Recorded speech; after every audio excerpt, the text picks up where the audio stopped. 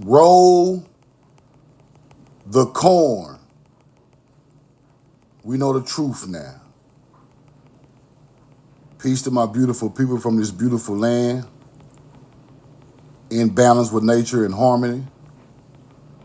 I love you, and I'm in love with you. Hit the like button, hit the share button, put where you from, and put the corn in the chat. Put where you're from and put the corn in the chat.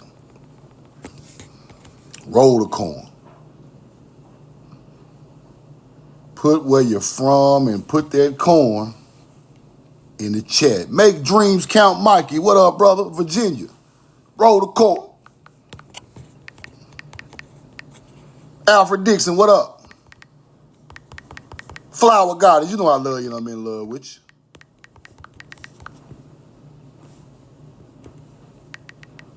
you. Y'all already know. Big Country, Jeremiah, Smoke, Roll the Corn, Florida, Anthony Wee, Alfred Dixon, what's up, brother? Dallas in the building, Hill District, The Promised Land, BDB, Casey Macon, follow Casey Macon, follow Flower Goddess, Roll the Corn. We know the truth now. Follow Casey Macon, follow Casey Macon, follow Keisha the Hood Princess. Right now. Everybody go follow Casey Macon. Everybody. He ain't gonna lead you wrong. See, we got people who just talk, and we got people who go find the information and give it to you the best of their ability. That's what separates us, right? That's the only thing that separates you. Somebody has a moral compass in trying to break this stuff down with the truth and not just giving you a story from a hunter-gatherer from the middle of the desert. Roll the corn. Now, yesterday, bow my head to my people, I love you, I'm in love with you. Now, yesterday, I talked about the Moors. The Moors are on YouTube going crazy on my page, y'all. The Moors are on YouTube. Attack. We know the truth now. Attack. Fuck. I'm trying not to cuss. Look, you can't attack the truth, big dog. They in my comments talking about, do what they say now in the comments. I can't wait till somebody start listening to me so I can put my information out. See, you trying to be famous, nigga. See, I can't wait. I want to debate. No. I am not the great debaters. No, bro. I want to debate. I can't wait till I become somebody listening to. It ain't about that. See, you looking at it all wrong. That's how I know you a hunter-gatherer. Hunter-gatherers want attention. They want somebody to rub them on the back, hug them and kiss them. Sensitive thugs, they all need hugs. These sensitive thugs need hugs, man. Look, bro, ain't nobody finna give you no hug, bro, for trying to teach that we Moorish. Ain't nobody finna give you no hug for trying to teach me I'm Islamic, bro. Ain't nobody finna give you no hug for no fake ass paperwork, bro. Roll the corn. These sensitive thugs need hugs, bro. And I ain't giving it to them. Roll the corn. The less hugs you get, the more you can get out of our way. Roll the corn, because y'all doing too much. I want to be somebody listening to me. No, bro. See, when you get to talking like that, I already know what you want. I don't want to be a poor, righteous teacher. See all that old type of talk? Get away from me, bro. Move around. Get out of my comments. I don't want to hear that shit. All that crybaby shit, all that old, no, we ain't doing none of that. You want me to warm your bottle up or what? Do y'all want me to warm your bottle up, bro? And burp you and pat you on the back, lay your head down, because you're acting like a big baby. Burp. Lay the nigga down. It's too much. Now, they getting hurt because I talked about they always want somebody to sign up to their membership, people. Now, like I said yesterday, Kevin, Cherry, what up? Like I said yesterday, they switched from Moorish teachings to American Indian teachings. Yes, they did. They changed with the times. Scammers change with the times, people. Ain't nobody accepting that Moorish science no more. Now you gotta act like you a damn Indian and still try to get the paperwork signed. You think we don't know what you're doing, you hunter-gatherer? Now, if you keep doing it, I'm gonna expose you. Roll the coin. Keep on doing it. Keep playing.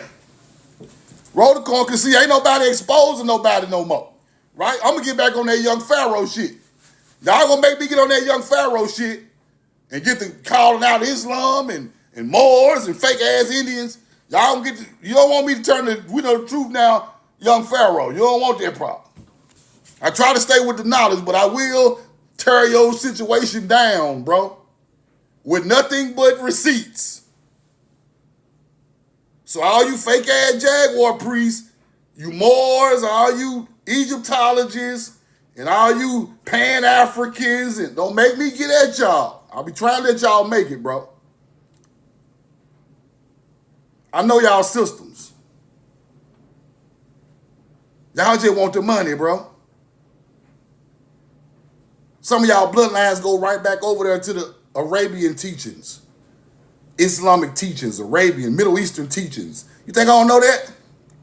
Anybody teaching that an alien gave somebody some knowledge got to be from the Middle East. You got to be. Or either you just flat out dumb. One of the two, it don't matter to me. You still misleading people. Roll the coin. Now, I decided, since most of my people knows the basic analogies of nature and know where we come from, now we get into the big exoteric knowledge. Because see, it starts basic and then it goes into amazing knowledge of the planet. Then you start to figure out electricity. Then you start to figure out the longitude and latitude of the planet. Then you start to figure out the pyramid got to hit a certain point that makes you closer to the creator. See, our people started in the dirt, but they ended in the sky. See, I've been teaching dirt teachings the whole 3-4 years.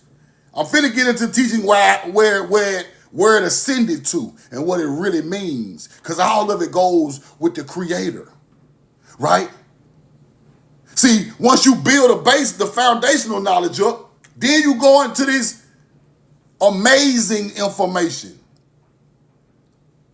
that people don't believe in, but some people do. But it's true, people. Because once you know how the world work, the magnetism of the planet, how far the moon is from the earth, how far the sun is from the earth, then you start to put in ascending mathematics into structures. Then you start to put in God's knowledge, divine knowledge. See, it starts with agriculture, then it goes into, don't just think we know the truth now, don't know nothing but agriculture. Just because I don't teach it on a day-to-day basis. You must understand the basics to understand the top level information. And I knew that. So I must teach the basics. You have to foundationalize something before you ascend, people. Now that my people know the basis of this stuff, where who and what is who, and what's going on around the earth thousands of years ago, now we can ascend to the ancient knowledge. So my next couple of weeks, I'm going to be going into this ascension, this big dog knowledge, math, science, that these people really stole, and they use it against us because they hide it from us now. So my next couple of weeks, I'm going to get into this big ascension knowledge, right?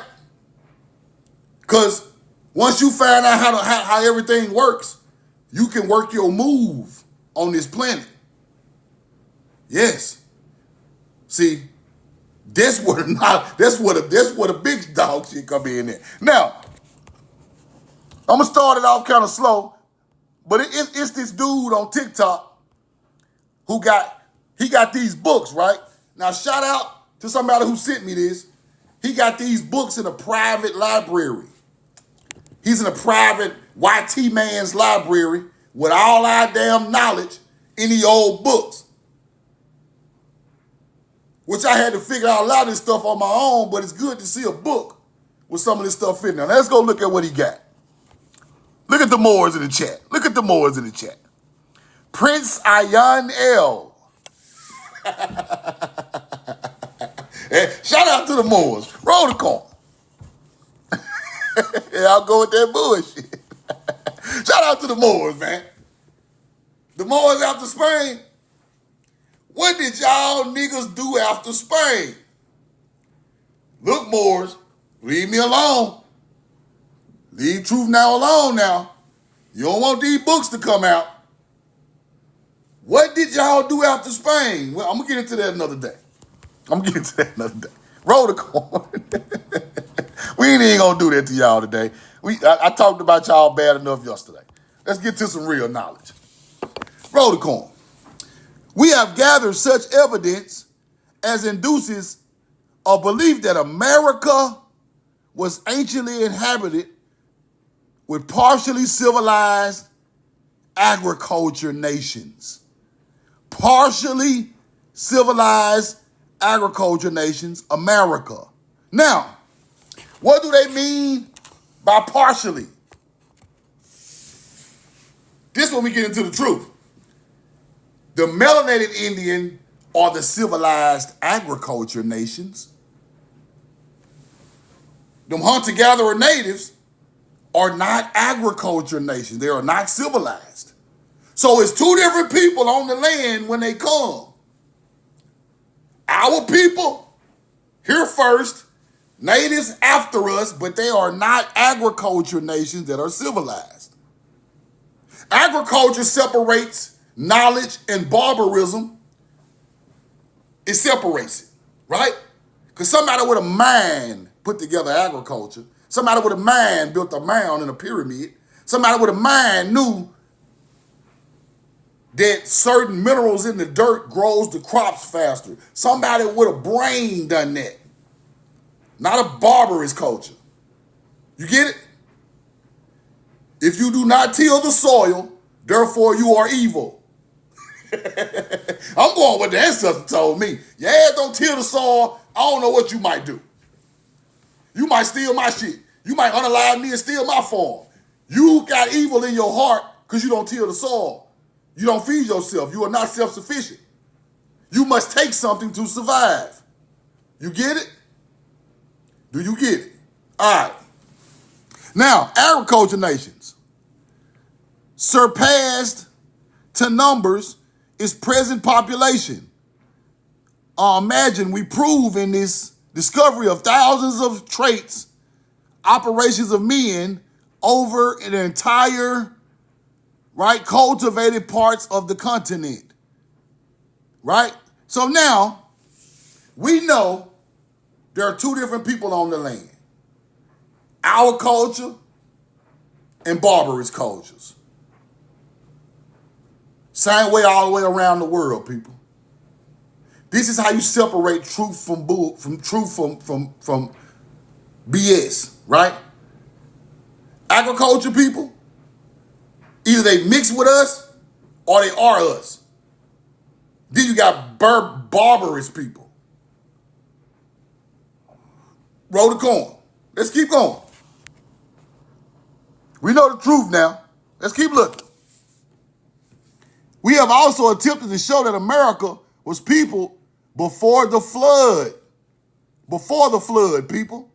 That it was the country of Noah and the place where the ark was built. Flood. Before the flood, people. That it was the country of Noah and the place where the ark was built.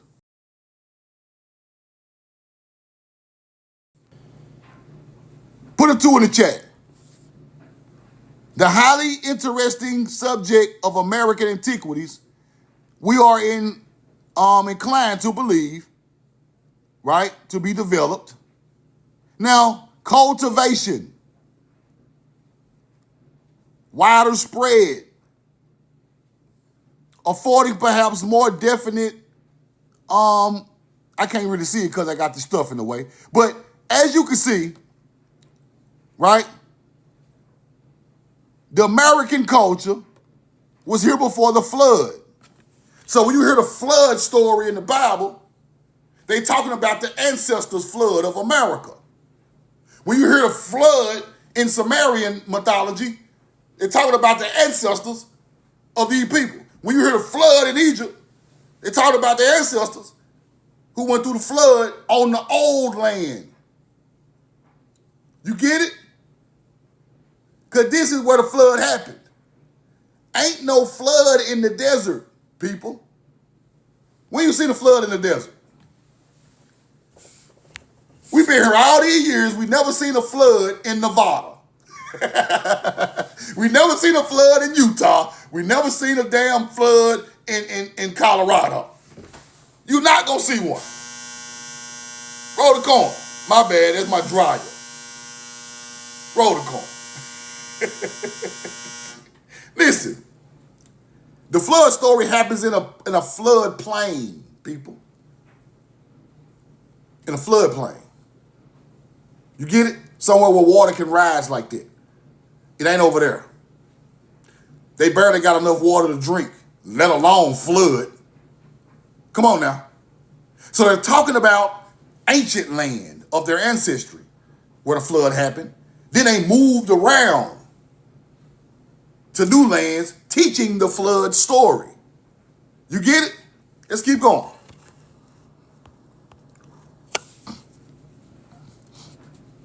Now, they talk about the location of Arawak, from whence mankind, after the flood, reoccupied the earth. Origin of man complexions, with the ancient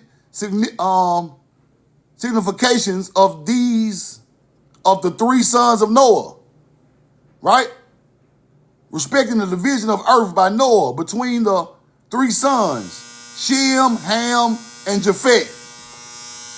Roll the corn. Shem, Ham, and Japheth. Now, let's keep going.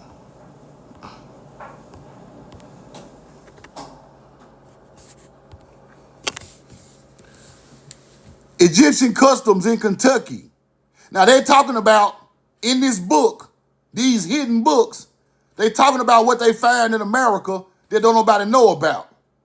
Now, in these books, this hidden library this man's showing is places in America that we should know about. Not us. They know, but we don't know. Watch what they say.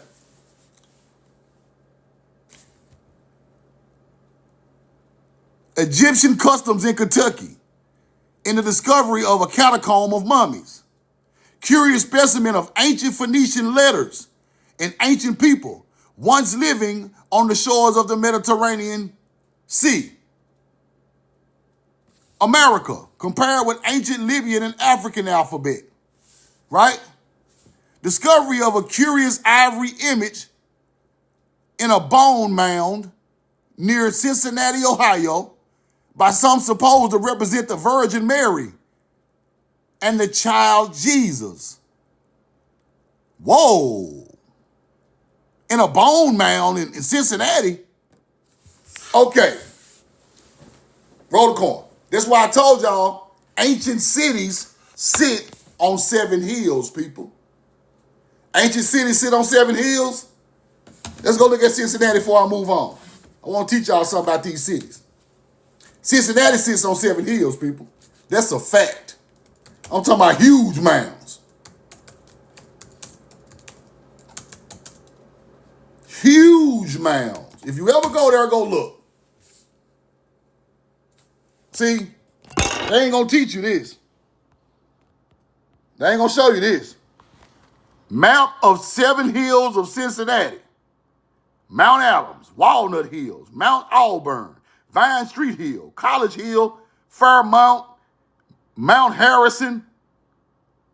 Huge hills in Cincinnati before they built the city on top of it. Roll the coin. The 7 hills, look. Or is it 10? See, these people know these 7 hills in Cincinnati is ancient. Cincinnati, city of the 7 hills and 5 inclines. That is ancient melanated people's mounds with houses and castles all on top of it in Cincinnati. But they ain't gonna show you that. Let's see, can we read this newspaper clipping? Roll the coin. See, can we blow this up? 1802, Cincinnati, right? These hills, popular resorts, places of amusement.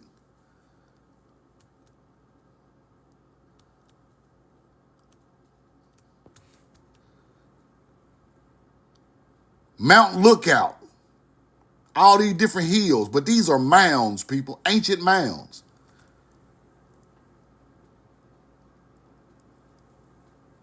Vine Street, Prince Hill, College Hill, all this stuff. These are ancient mounds. Now, Rome sits on 7 hills. They talk about Rome in here.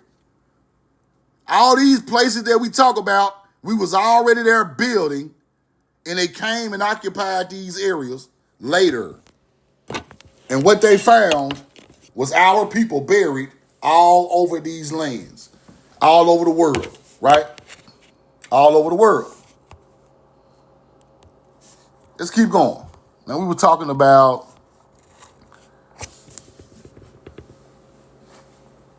something I wanted to show you.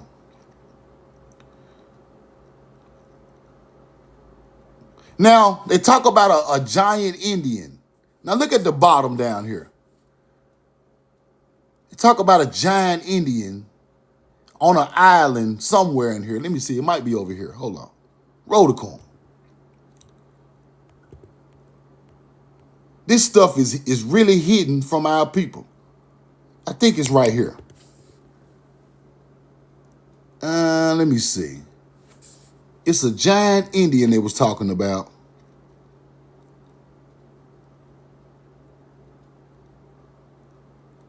But his name was, let me see. Kutubadam, something like that. I might have to reload the receipt up. But it was somewhere at the bottom, somewhere, story of, I think it's behind these letters. I'm sorry I done that. But it's a giant Indian they talk about, and it sounds like Caribbean or some type of roll the coin. I gotta go back and find that. But it has something to do with Kutubadam, right? A tree, wild Indian almond, in these other places. But his name was something like Kutubadam. I'm gonna redo that. But it's a wild Indian, they say was a giant melanated Indian, lived on the islands, and they named the islands after him. We're going to get back into that. I ain't got the receipts together for that one. Let's go here.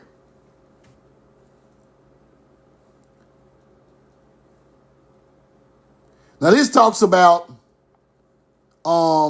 epoch, the almighty creator of all things. It was something here I wanted to show y'all.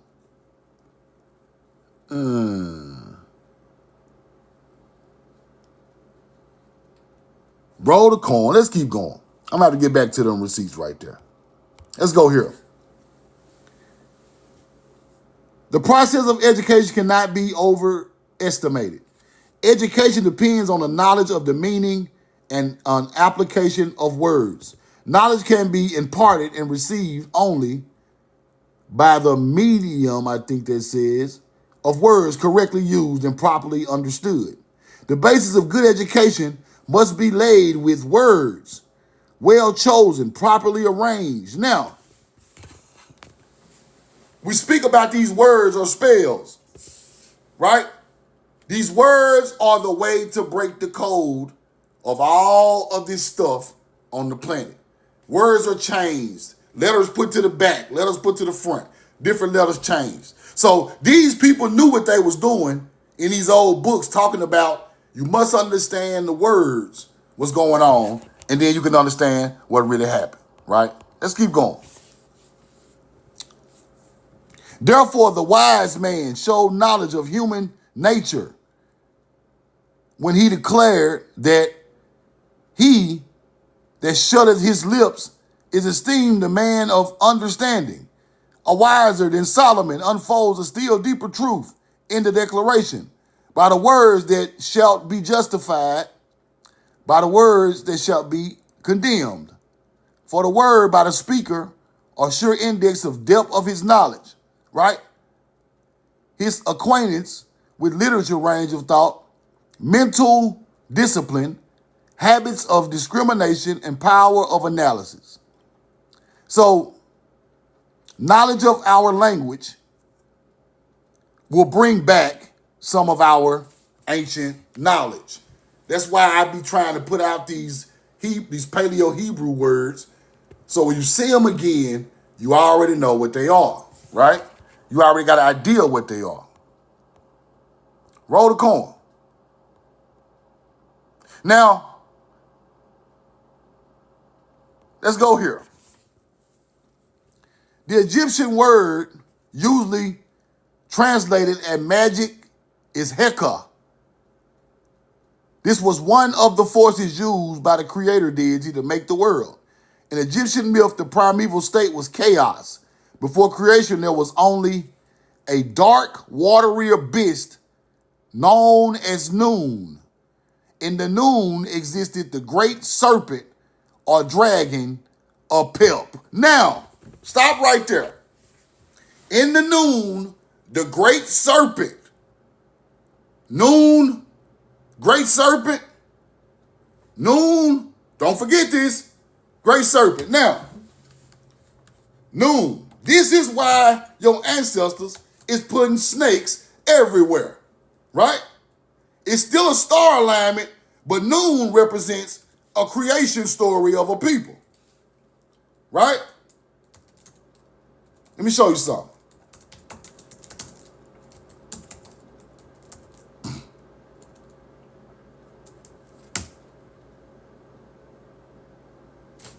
Now, this is how you break the code on this stuff. Listen closely. Roll the coin. This is how you break the code of your people. Yes, Hebrew letter Noon is strongly associated with Nachas, the Hebrew word for snake, serpent. Natchez Indians believed in the Noon. You get it? The snake people, the people put the snakes on the ground on the mounds. The Phoenician got the snake. The first Egyptian got the snake. The Egyptians taught you about Noon, right? The Hebrew, the mound builders of America got the snake. You get it? Roll the coin. Do you get it? Now let's go back. Noon is associated with Nachas, Nachezan.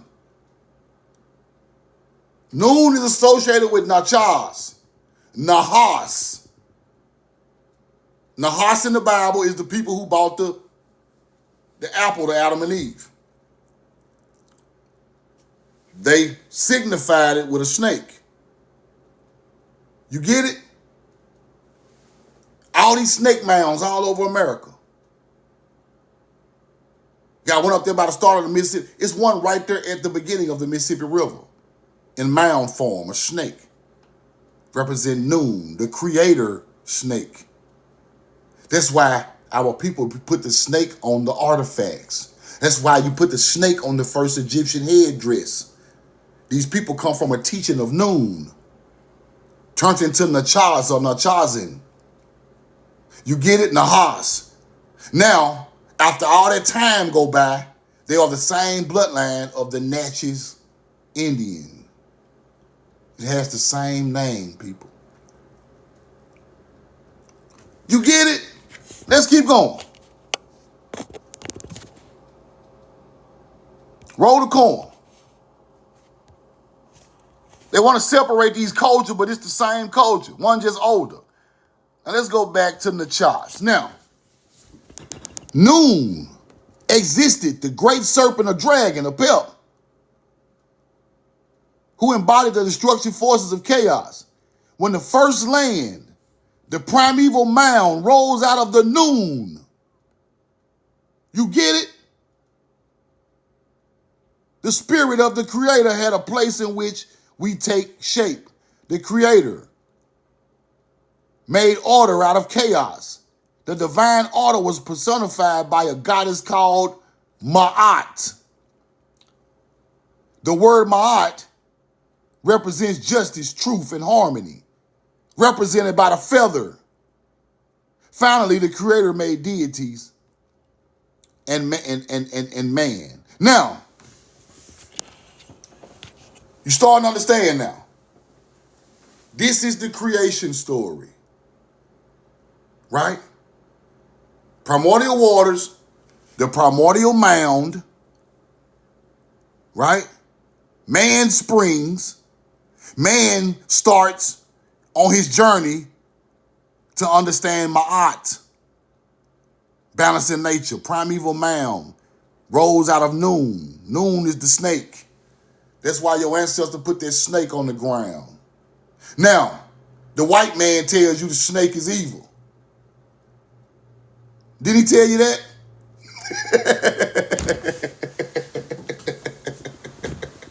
Hunter-gatherers say the snake is evil, huh? All of them do. Who they talking about? What people they talking about? Because they don't know no snakes personally. They talking about us. St. Patrick ran a snake out of Ireland. They talking about us. The evil snake gave Adam and Eve, hunter-gatherers, an apple. They talking about us.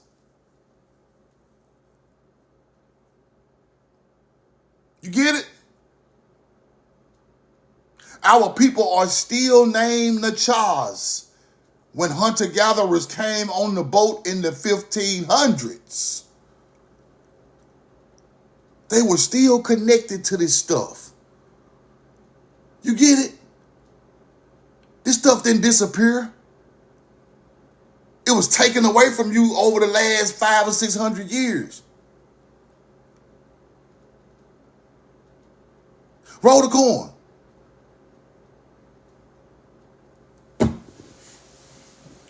Let's go through this one more time for people that don't understand it, right? Force is used by the creator deity to make the world, people. In Egyptian myth, the primeval state was chaos, which is water, people. Water chaos. Land was underwater. That is the chaos they speak of.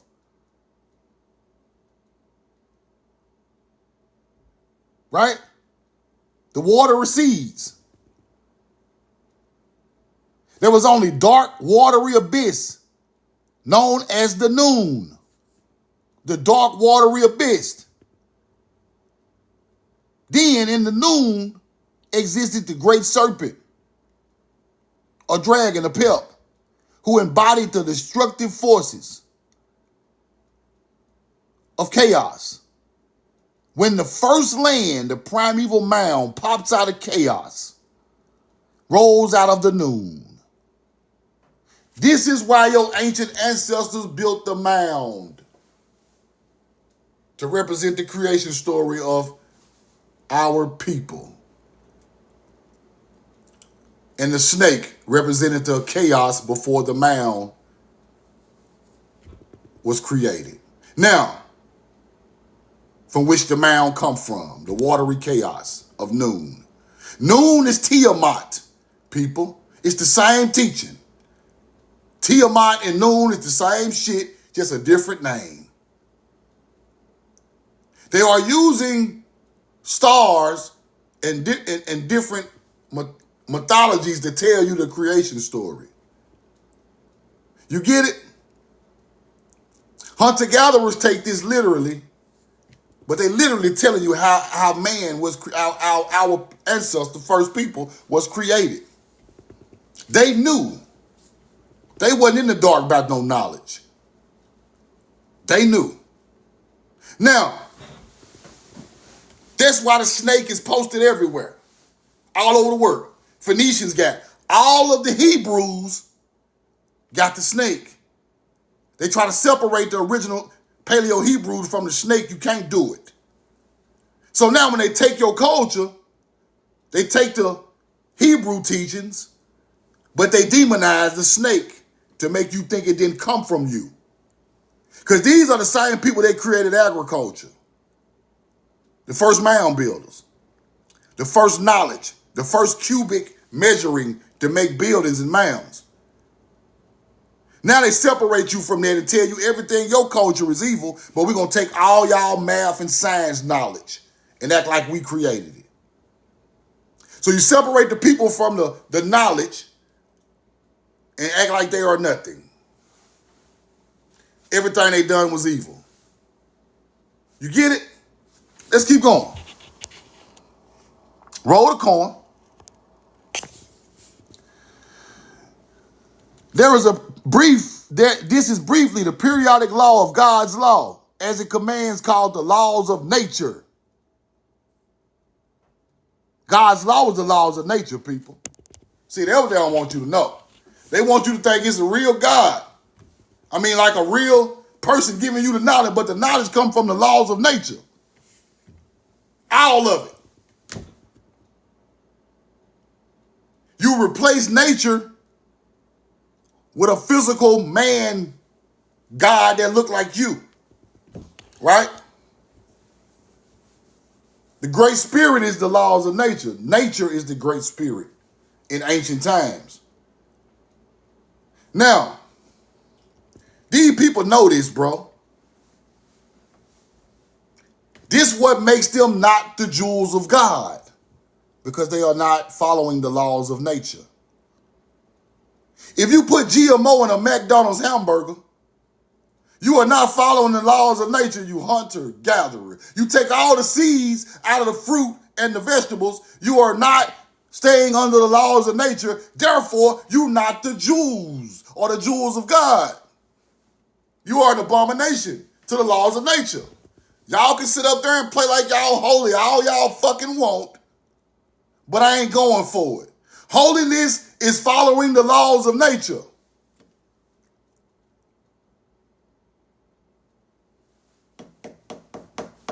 Forget all these books. Forget all this, the Quran, the Bible, the app. We ain't got to read none of that. We already know y'all are fucking with the laws of nature. Therefore, y'all ain't the chosen people. The chosen people works with the laws of nature. That's why they call Sagula jewels of God, working with the laws of nature. Gullah Geechee. See, let me tell y'all something.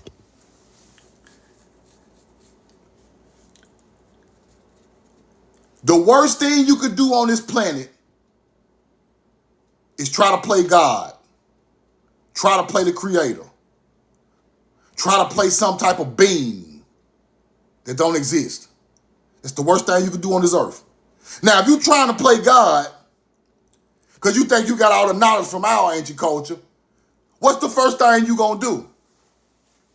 What's the first thing you going to do if you try to play God? You want to control what first? Put it in the chat.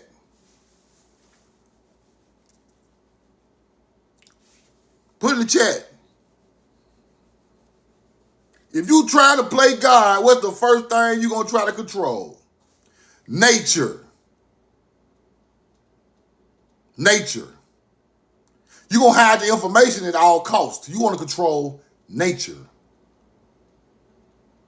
The Moors controlled nature over Slavic people. Once the Slavic people figured out what they was doing, they capitalized on it and come back, take over the land and do it to our people. See, the Moors used agriculture and knowledge to enslave the Slavic people that they got from us. So when the tables turned, they did them like that. Starved their ass out. In real history, they starved them out. Moors was outside of the Roman Catholic walls begging for bread. Anything they can get. Moors ain't gonna teach you that. Out there starving. Outside, when they took over the land back from the Moors, they had them outside of the castles and the buildings out there starving. This how y'all did us? So they return the favor back to them people. So we're going to let your ass starve if you don't convert over to be a Roman Catholic. We're going to let you starve right out here and fall out if you don't transfer over to this. They don't teach you that part, do it. So they transfer it over and bring their ass all over here. Now, the laws of nature is what we own. That's what it come from. Few people study, the fewer comprehend it, people. Few people study it and fewer comprehend it. That's what we know the truth now come in at.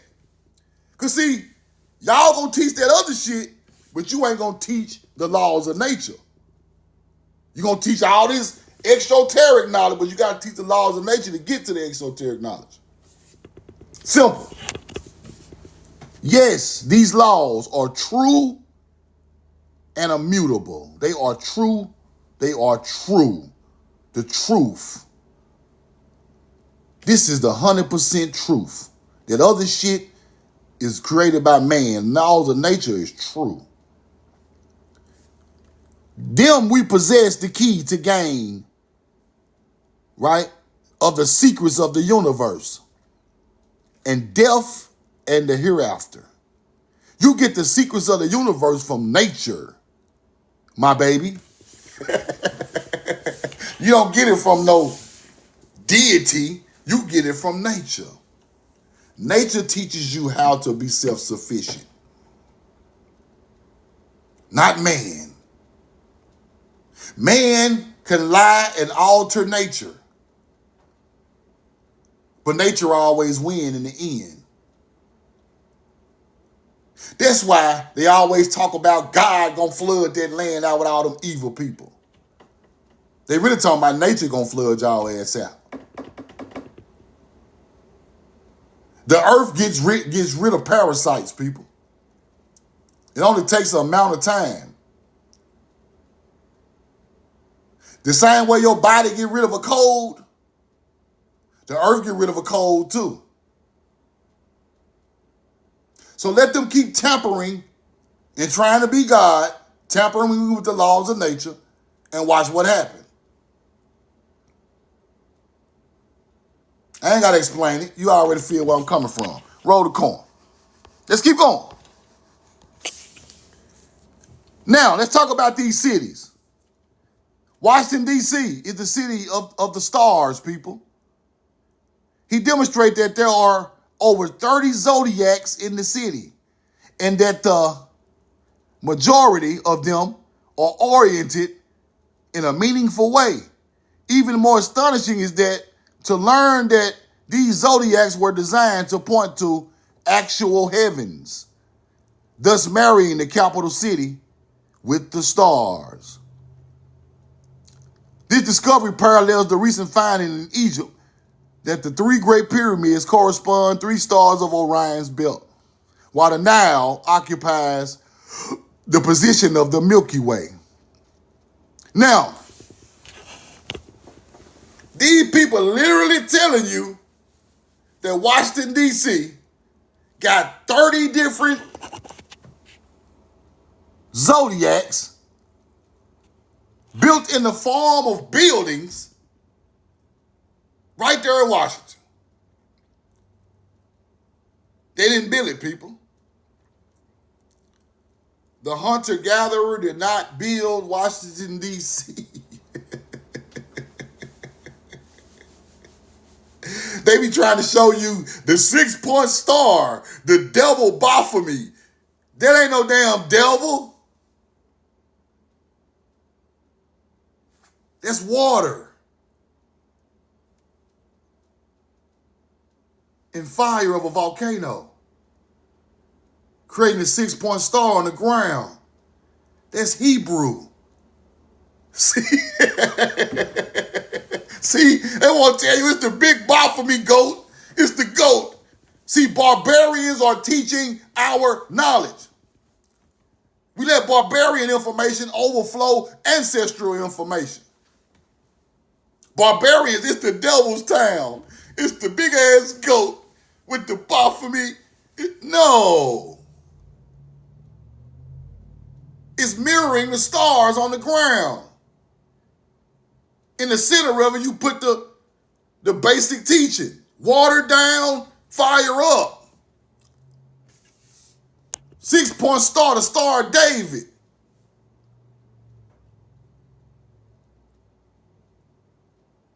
Quit letting these people scare you, bro. They hunter-gatherers. They run around scared all goddamn day, scared to go outside. Not us. Oh man, the devil gonna get me. Okay, go outside. No. Ain't no devil finna get you but the devil in somebody's heart. The devil in somebody's soul gonna get you. Ain't no literal devil. If not, we would have been seeing the nigga in the hood. If a devil exists, he would have been in the hood. Fuck y'all talking about? They talking about the hearts of man. The hearts of people who are not connected to nature. That's the devil. You get it? The hearts of people who want to mislead their own people with false information. That's the devil. For a couple goddamn dollars. That's the devil.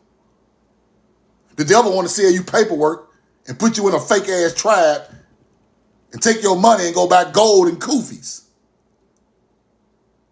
Pretty ass leather kufis like they. That's the devil right there. He want to buy his big ass Rolex off you. Yo, that's the devil.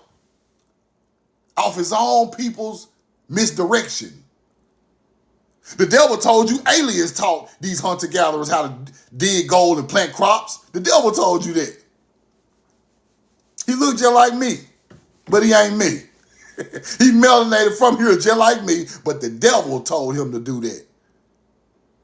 Barbarous people teach this shit.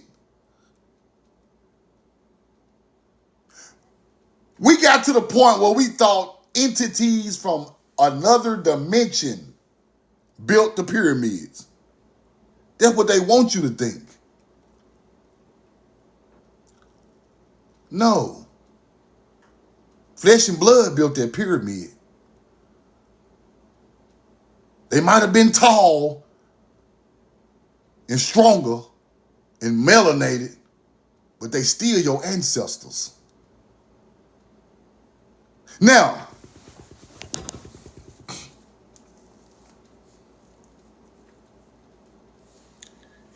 Now you must look for the devil in people's teachings, in their heart, in what they say.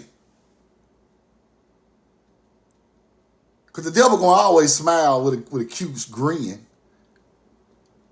But listen to what they are teaching you. They are separating your greatness with some shit that don't exist. Why would somebody do that?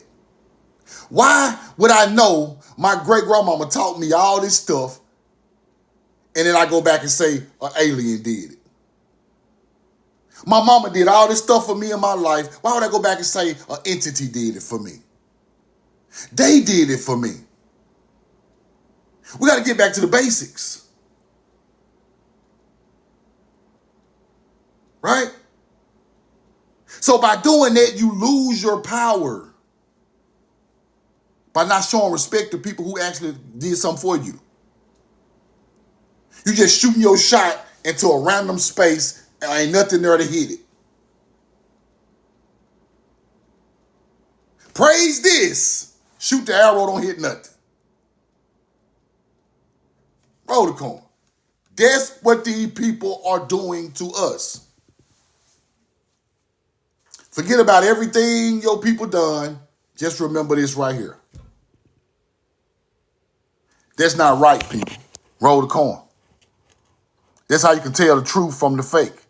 They always trying to give an entity or some type of being or God the respect for doing something our people did with flesh and blood. People died making the pyramids, people. People died making the mounds, people. This stuff, they believe in this stuff so much, they was dying out there making this stuff. You think everybody just put the pyramid up and just clapped? No. A lot of people died building this stuff to leave monuments for their ancestors, for their descendants. Egypt is in the middle of the desert, people. Heat stroke, all that still was happening. People died building this stuff for us to look at today and see how monumental they was. Y'all gonna tell me a white boy alien came down from somewhere and dropped a block on the Nile River? No. That's a damn lie. Roll the coin. It's a lie. The truth ain't in it. Now, here go these people books, right?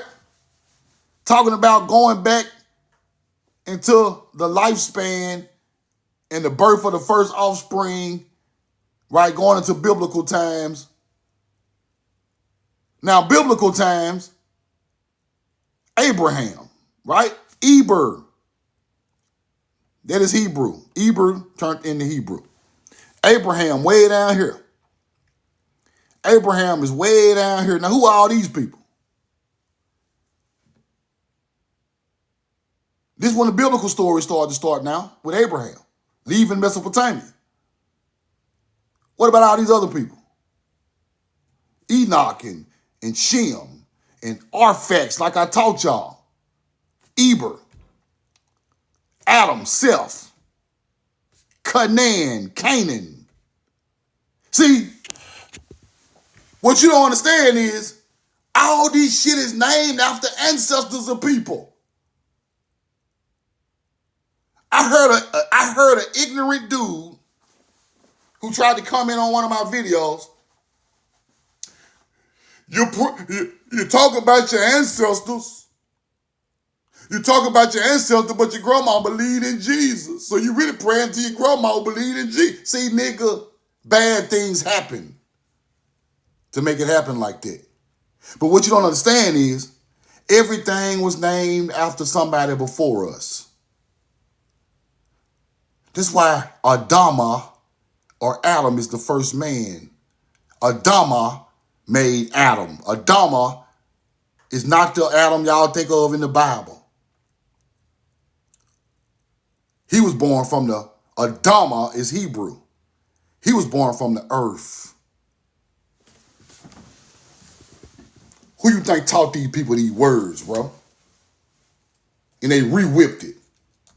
Hold on, let me show you. Let me show you what it means. Roll the coin. Adama. Your ancestors got a bloodline coming back from the earth, not from no damn mythology. Adama. Hebrew meaning ground, soil, or earth. mankind, Adam. So why is the first ancestor named Adam? Let's go back to that. You get it? Adama means earth, soil, ground, red ground. Hold on, let me show you the red now. Don't you think the red ain't in there? Them red clay people. See, this shit all go together. Why did red ground? That brown, red ground, natural world. Connection between humanity and the natural world. Red ground. Adama is man from soil, earth, ground. We are the soil of this land. The Hebrew taught that. That's where they get the Adam. So you switch the Adam story, right? You switch the Adam story from our beginning to their beginning of knowledge, right? Because the real Adam bloodline is the snake, Nahas. The fake one is the one he gave the apple to. When they started learning nature over there in the desert. That's the lie the Bible told, the first lie. That's the first lie the Bible told. You get it now? Roll the coin. That's the first lie. That's the first big lie right there. Nahas, evil. But Nahas is the Adam bloodline, Adama. And they go back farther than this. This some bullshit. They go back farther than that. But this probably went, but I'm going to tell y'all this, though. Tell y'all this. This probably when they start recording records, right? Because it got to be a time when records started getting recorded somewhere in history. So records started to get recorded because man has evolved enough to record his own records, right? So I believe this is when the records start getting recorded. That's where you get the word Canaanite from, right there. The original Canaan starts with a K. It's named after an ancestor, big dog. Shem, Arphaxad, Eber, Hebrew. You start to see these bloodlines come all together from one land mass. Don't separate these bloodlines to different land masses. They come from one land mass and they span out around the world. You get it? Let's keep going. This is in these YT people book now. They know what's going on. They hide this stuff. Let's keep looking. Adam and his immediate descendants listed in table are very long-lived.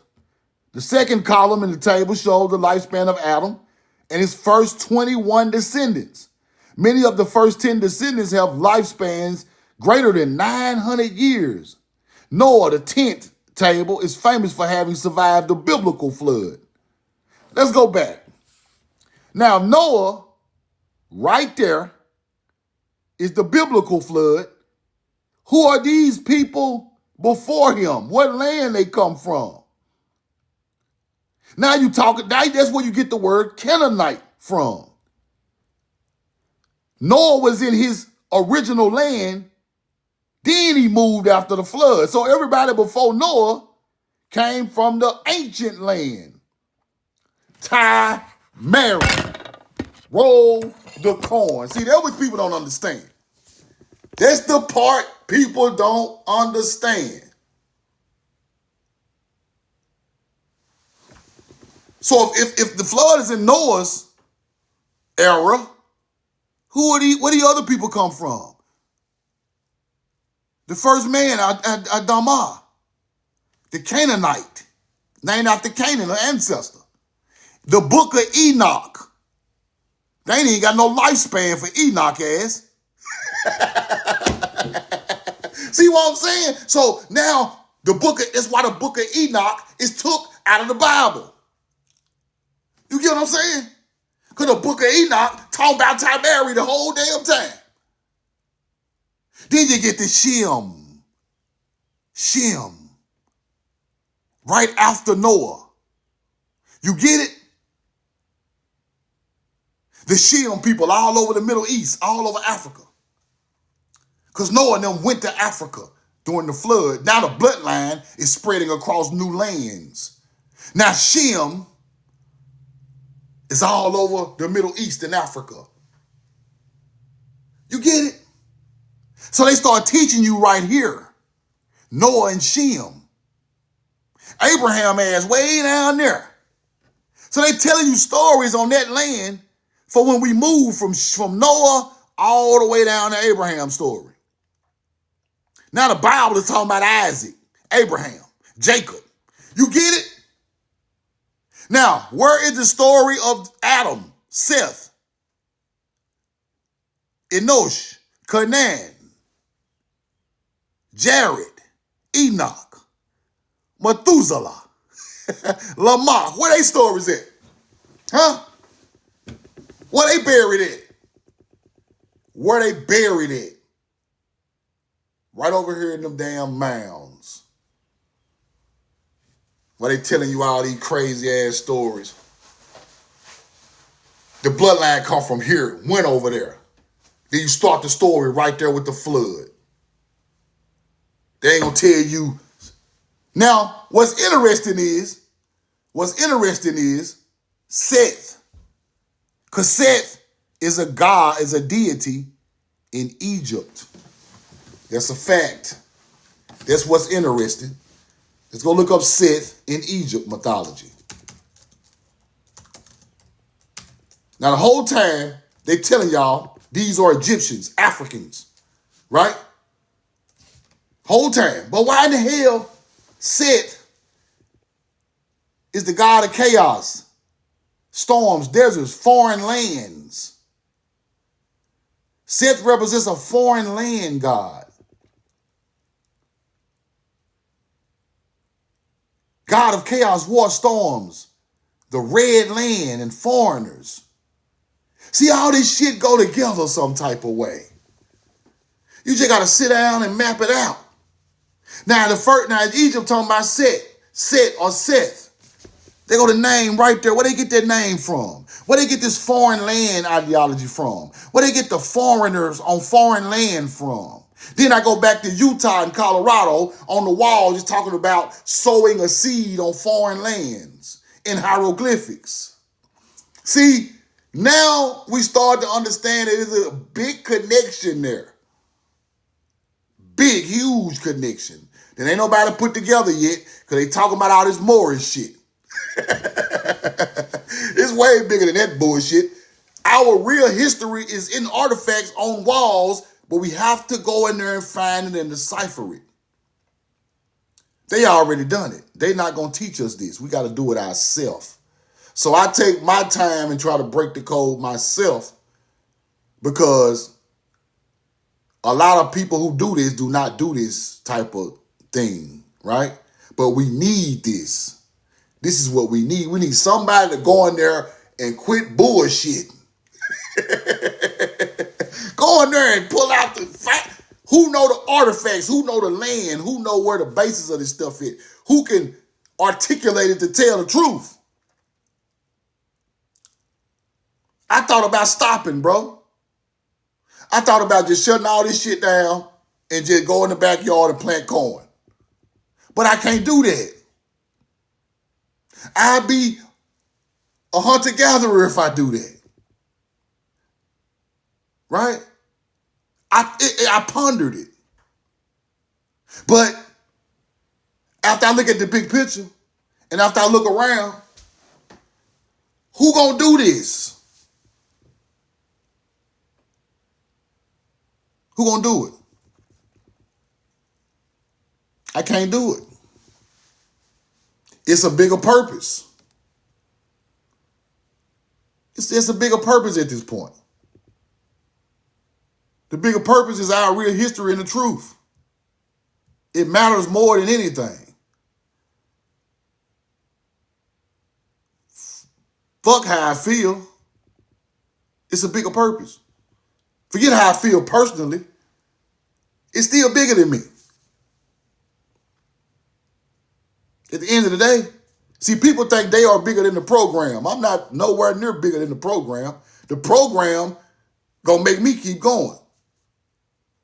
Cause now I'm in the I got to put, you know what I'm saying? It ain't about no personal feelings at this point. It's bigger than me. It's so many people learning some of the truth and they coming into a different light and I'll be a hunter-gatherer to stop that. For personal reasons, just to go out there and plant the corn and try to live in balance and harmony by myself. No. It wasn't made for one person. It wasn't made for me to sit back there by myself. It was made for all of us to sit back there. You get it? That's what some people mess up at. They want it to be all about them. All about their information, how they feel, what they want to portray to the people. But it's not about you. You were just one little small micro piece of nature. You ain't big enough. You will never be big enough for the program. Not you by yourself. So therefore, anybody who trying to teach it as an egotistical thing or a selfish thing, I already don't understand it. I just want to come up and fuck everybody. I just want my land. Fuck everybody. No, you can't do that, bro. I just want to come up and fuck everybody. I just want my land. Fuck everybody. No, you can't do that, bro.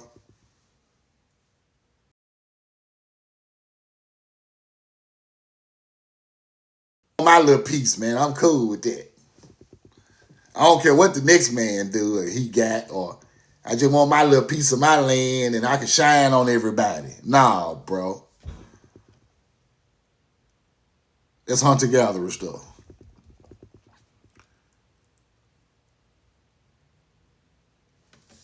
These people taught us to care for self and self only. That is not our culture. Long as my house good, and I don't care my sister's house tore down, my cut. That is not your culture. Them people taught you that. Your house good and you are abundant, you go over there and you help your damn sister and brother. Fuck that money. Your house good, your grandma's house falling to the ground, you go over there and help your grandma when you see the light to help her. You help your neighbor. You help whoever you can help. Because the world already is on top of us anyway. If we don't help each other, who is going to help us, bro? Who going to help you? The white boy going to help you? The Arab going to help you? You ever seen the China man in the hood help you? Huh? Who you seen in the hood helping you? Who? Name them. All I see is they charging us shit. All I see is they charging us money to do shit. I don't see no help. Their neighborhood don't look like ours. They don't care. They take the money right back out the neighborhood to where the hunter-gatherer is at and laugh and play with it and buy big-ass goddamn cars and houses. Who gonna help us? See, my ultimate goal is to be able to just get out here and just help people. Just cut through the chase and start helping our people, bro. He go 2-3 acres of land. Y'all can have it, bro. Go out there. You homeless? Go out there, bro. Build something on the land, bro. I'll be back. He go to deed. That's my ultimate goal. The same way, like, Mr. Beast. Go out here and just do all this crazy stuff. But see, I'm all giving it back to my people. Because we the only one oppressed over here. We don't want to press. The Chinese rich. The Arabs rich. The Native American Siberian living off the federal government. Everybody got it but us. So I want to be we know the truth now, Mr. Beast. Pull up and get. I ain't nothing but melanated people getting shit. I ain't giving. You call me racist. You call me what you want to call me, bro. I'm not giving their ass nothing. They never gave us nothing. True, you're wrong for that. Okay. I'll be wrong. You know why I'll be wrong? Because I want to show that you got to help your people before you help anybody else, bro. They're just common sense. I got to help my kind before I can help anybody else. Roll the corn. I ain't even gonna get no damn $10,000 to no hunter.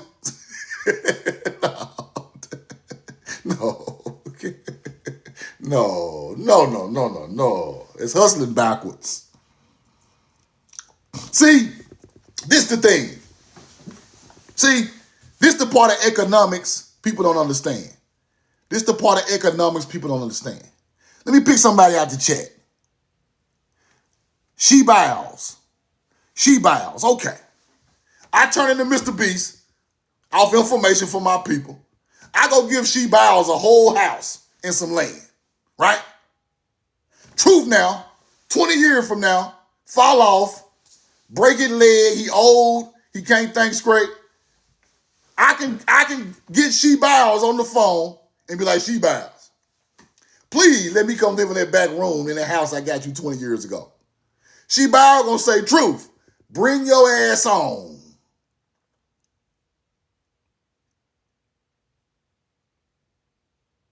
That land I passed out 20, 30 years ago, bring your ass on back out here. Boy, what you doing?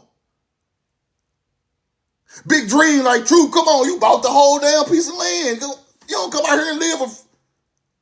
See, they'll do that for me. They'll do that for me. Genuine love don't get forgotten, people. I don't care how many years go by. So now I got a whole phone full of my people. I can call and they're going to look out for me. But if I give it to that hunter-gatherer and I call him 20 years later, Truth now, who the hell is this? Click. Don't you know that nigga that helped me out 20 years ago tried to call and get some help? I done came up now, nigga. Keep that nigga off the phone. But I called Daryl Harden. Daryl Harden, what up, bro? I'm in a bad situation. Man, where your ass? Man, take your ass over there and come on over here to sit down somewhere. What you doing? Get my boy a plate of food, man. Get him a plate of food and a t-shirt, man. What you doing, Truth? Fuck going on? Come on over here to the lane. See, I know this to be facts. So I gotta look out for my people. Cause when they come back around to me, they gonna look out for me. They ain't gonna forget that. That's how I look at things. And look at the oppression we have to even get to these points. So that's why I say, if I pay a whole lot of money to get in one of these Moorish or fake ass Native American tribes, when things go wrong, are y'all gonna still be around to look out for me? No. Y'all gonna take the money and run off, bro. Because y'all are hunter-gatherers in the beginning. Just because you melanated with a damn starting a tribe don't make you nobody. You still are doing barbarian things to your people. I just saw the dude about the Amaru tribe shit, talking about somebody ran off for $20,000. Then you come right back and say, let's keep joining. Is you retarded, boy? Are you slow? How they run out with the money? Now you still talking about let's keep joining. Something wrong with y'all, bro. What's wrong with y'all, bro?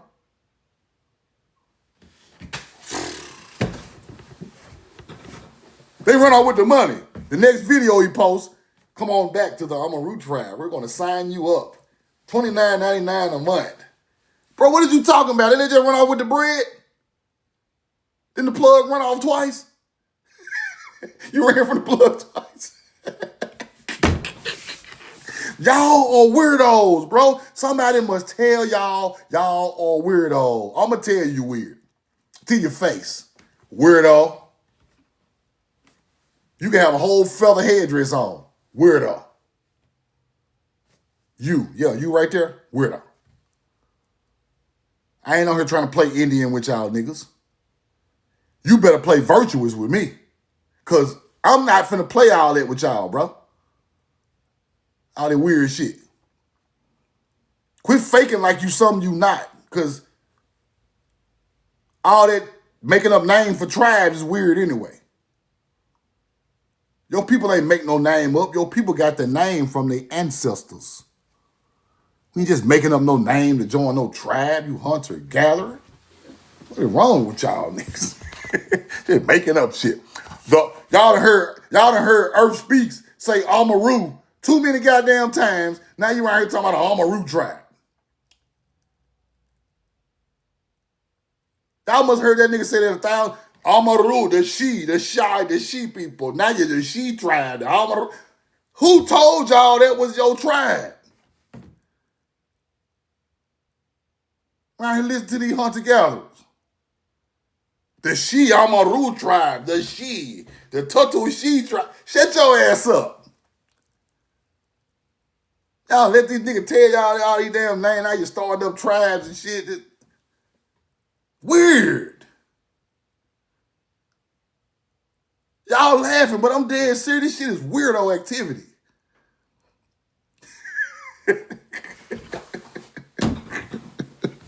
Shit weird.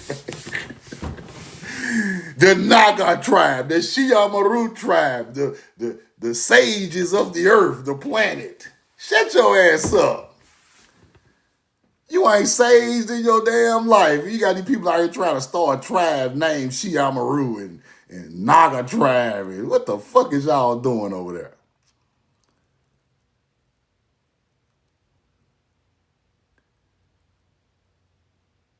My tribe come from what the fuck my ancestor told me. I ain't going by it. I ain't just making up no name for no trying to sound cool on TikTok.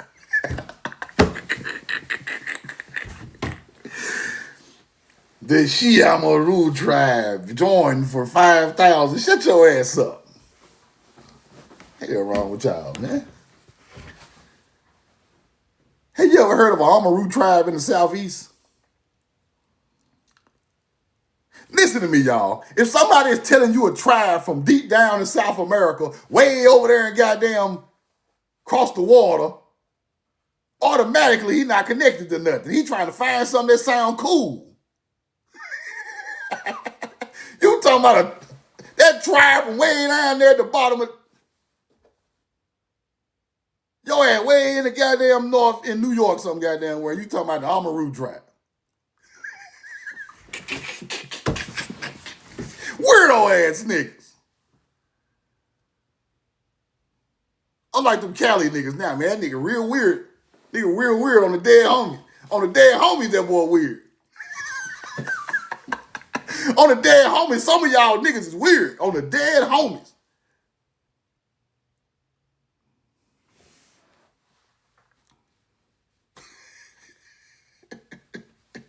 On 55th Street. Some of y'all weird. Y'all gotta stop this extra shit, bro. It's too Hollywood. It's too Hollywood and watered down at this point, bro. Get back to the real knowledge, bro. They hella weird. Show ass out of here with that shit. Now, I just be busting jokes because I just know somebody be feeling like I be feeling, bro. They might not have a platform to say what I gotta say. I speak for the people. Y'all is hella weird. I just speak for the people, that's all. I'm just a voice for the people who want to tell you you hella weird. Weirdo.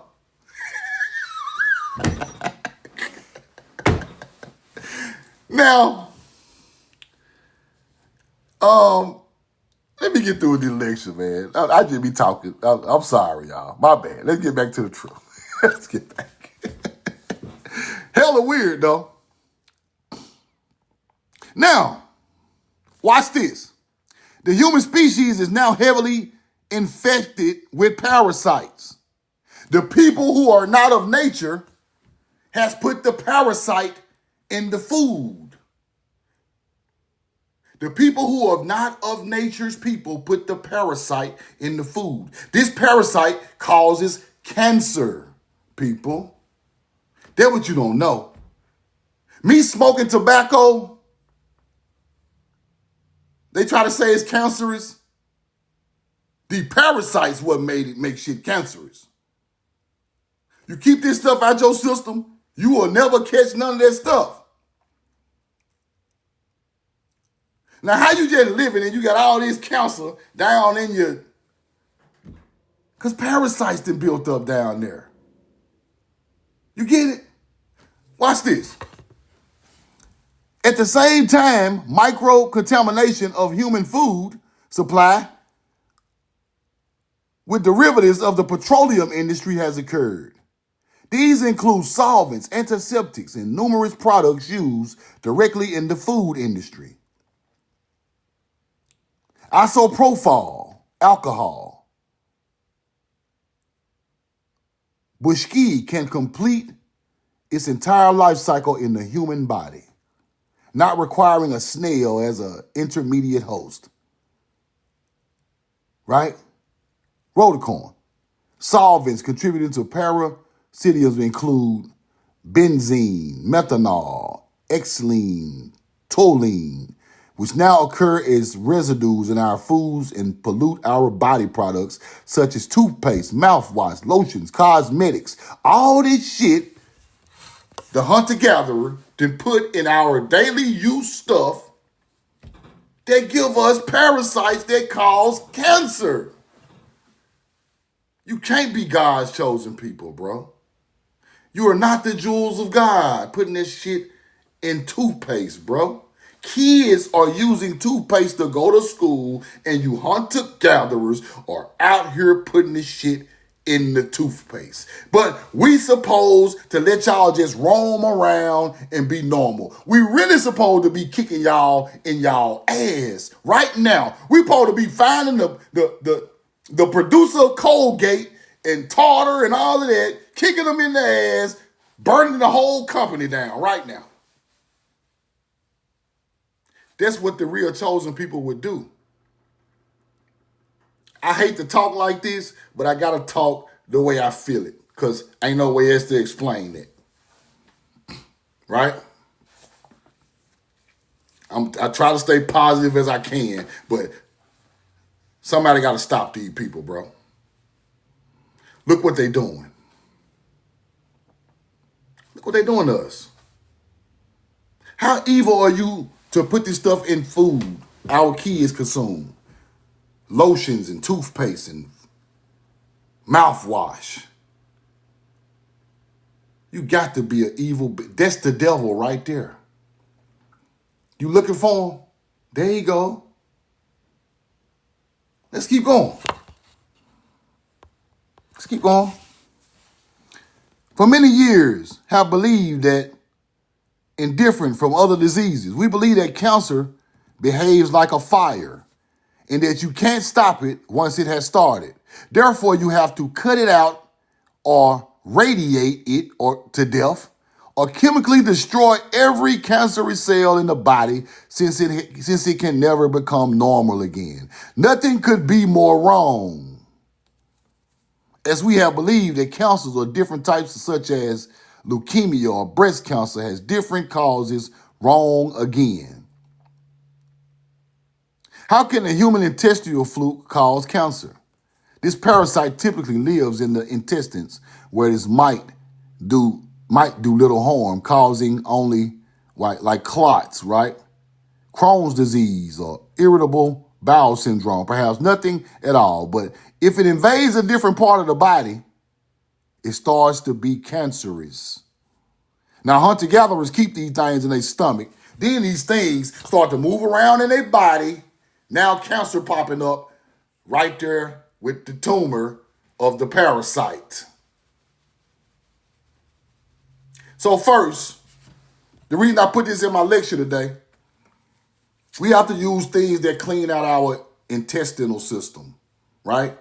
You have to use things that flushes your system out probably once a month, right? To keep these stuff from forming in our bodies, right? These other people just let them sit there till they get too big. Now they all over the body. You got all type of cancer. You get it? Parasites. This is what they mean by turmeric. You're exactly right. This is what they mean by reptilian people. It ain't really no reptile. It's just they are full of parasites, people. And parasites can control your mind and all of that. See, people don't understand it. That parasite can get so big, it can take over the mind, have you out here thinking have you going crazy. Popping holes all in your brain. Now you're crazy as hell. You can't even put a thought together. Emotions, decisions, all of that, people. This is true. So now we got to get back to that. Stop depending on these people, hospitals and all this stuff. We got to get back to the truth. We got to get back to what helps us, which our ancestors already had figured out long time ago. I had to throw that in there because that's powerful information. Roll the call. Now in these books, he say, we are accustomed to thinking about cure of cancer. We think of remission as the only possibility. But this book is not about remission. It's about a cure. This is possible because in the 1990s, I discovered that the true cause of cancer, the cause is a certain parasite from which I have found evidence in every cancer case, regardless of the type of cancer. So lung cancer is not caused by smoking. Colon cancer is not caused by low diet. Breast cancer is not caused by fatty diet. Retinal blastoma is not caused by a rare gene. And pancreatic cancer is not caused by alcoholic consumption. Although these are all contributing factors that are not the cause, once the true cause was found, the cure became obvious. But would it work? I set a goal of 100 cases to be cured of cancer before publishing my finding. That was passed in December 92. The discovery of the cure of all the cancers should stood the test of time, and here it is. Now, they won't show you the rest of this book. You got to buy it, right? See, that's what the hunter-gatherer do. They put out just enough information, then they cut off the cure, right? But I'm going to find the rest of this book. But we don't really need the cure because all we really know is we must kill the parasite in the intestinal system. Then that clears up all of it, right? You're going to use common knowledge on it. Like y'all say, turmeric, black seed oil, stuff like that. Once a day, here and there. Let's keep going. This in the books in this man's library now. There seems like doubt that music and sound have played a major part in the design of sacred buildings all over the world. Music, people. Take, for instance, the King's Chamber in the Great Pyramid. A voice sounded in here will resonate in the most extraordinary manner, leading to the conclusion that this effect was created with a specific purpose in mind. Such as assumption might help explain why the pyramid builders incorporated Pythagorean triangles into the chamber's overall design. This particular geometric shape, not officially discovered until the age of Pythagoras, more than 2,000 years later, is known to produce the three most important harmonic proportions, which when brought together produce a fundamental note or keynote, seen in the combination of notes D, G, E to produce the keynote C. Fire. Roll the coin. Let's keep going. Just going through different stuff in this library, right? Moving northward into Mexico's Yucatan Peninsula, we find hidden among the dense jungle landscape an ancient temple of the Maya, right? The Christian era, although it is clear they inherit their profound knowledge of civilization from a much earlier culture. The Mayans got this knowledge from a much earlier culture than them, right? Roll the corn. The cycles of heaven, the stars, passage of time, all that stuff go together. Let's keep going. Now, this one talks about some other stuff. The Mitra, the Lord of the wide pastures, right? Now let's go back. Let's go learn what the Mitra is. Mitra is an ancient Indo-Iranian divinity representing light, truth, covenants, and friendship. Where do they get this from? Mitra, right? Let's go back and look what Mitra really is. Mitra, the Lord of a wide pasture, the one who renders them fertile. He giveth increase. He giveth abundance. He giveth cattle. He giveth progeny and life. He scatters the water of the heaven and causes the plants to spring forth from the ground on them that honor him. He bestows health of body, abundance of riches, and talented prosperity. For he is the dispenser, not only the material blessing, but of spiritual advantages as well. He is the science, wisdom, and honor along the prosperity. Hold on, I skipped one. He is the benevolent genius that accords peace, right? Of science, wisdom, and honor along with prosperity, causes harmony to reign amongst all his votaries. Now, where are these people getting these gods or leads from? Talking about the field, the crops, the cattle. See, this is the teaching that we taught these people. Now, way over there in Indonesia, not Indonesia, but Iranian in the Middle East, truth and covenants, friendship, right? The rising sun, divine justice, where they getting this stuff from? Our people taught them that in the Middle East.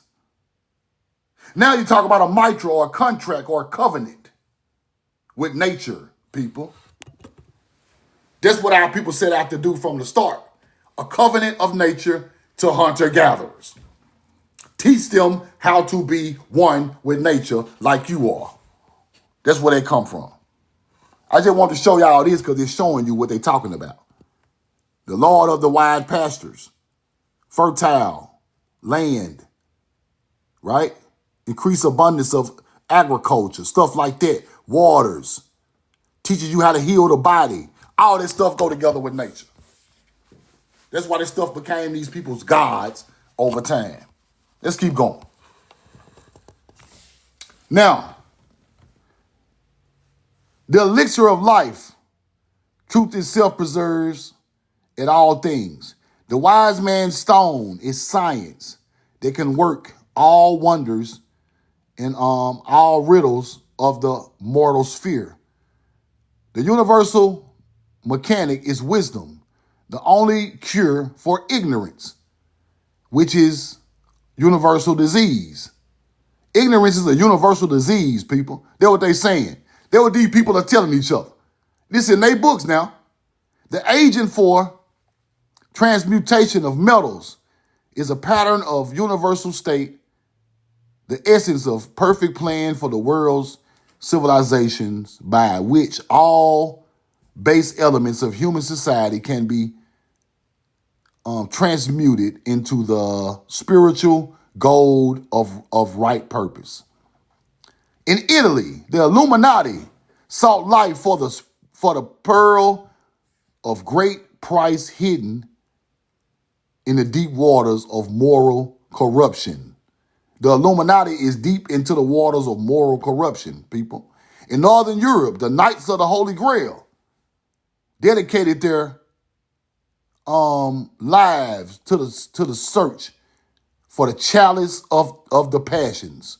Christians and Jewish Kabbalists, right, pondered the letters of the scripture to find secret in the crown of splendor, and the Roman hidden houses used the rose of Sharon as the symbol of brotherly love. A simple arrangement of the letters rose became Eros, the Greek god of love, Eris. So these people know they had secret societies, like doing things that are morally corrupted. Moral corruption. They knew that they was using moral things, turning them immoral, and then giving it to the people like it's the truth. Right? Then when you give a people immoral things, you already know you can fill your jails up. You already know you can sell a bunch of liquor. You know you can sell a bunch of drugs if everything immoral. You know you can sell a bunch of bullshit. Now, we making a profit off you being an immoral being. Right? So, we're going to make you an alcoholic. We're going to put the biggest liquor store ever in front of your ass, and you're going to come in there and buy something. Now I'm getting money. Now I'm hustling. Now I'm getting money. Yeah, we know you're going to get addicted to these drugs. We're going to put the whole pack right there for you to buy it. Now I'm getting money. You make things immoral, then you capitalize off the immoral things that people do. These people, that sharp people. See, a lot of these people talking elementary shit. These people that smart. We gotta create a customer, people. A hustler need a customer. It's just that simple. I use the ancient knowledge of human nature because I know human nature is involved in the knowledge of the planet. So you find out human nature, you capitalize off human nature. That's what the smart people do. They don't just hope this thing gonna work. They make it work. That's what these people doing, right? If all else fail, my tax money coming in. I'm gonna get mine regardless. I don't care what the world do.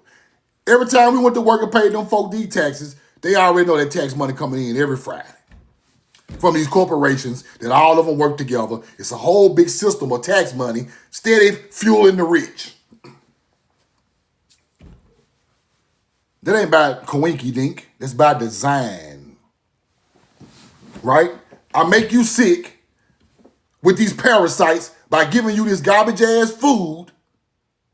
Then you go to the hospital and I tax you some more. Now you got to pay the insurance company to get. Everything is a pyramid of money grab.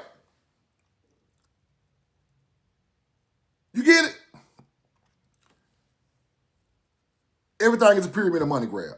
But you use ancient knowledge and you switch it to make it fit your personal greed, and then you use it against people.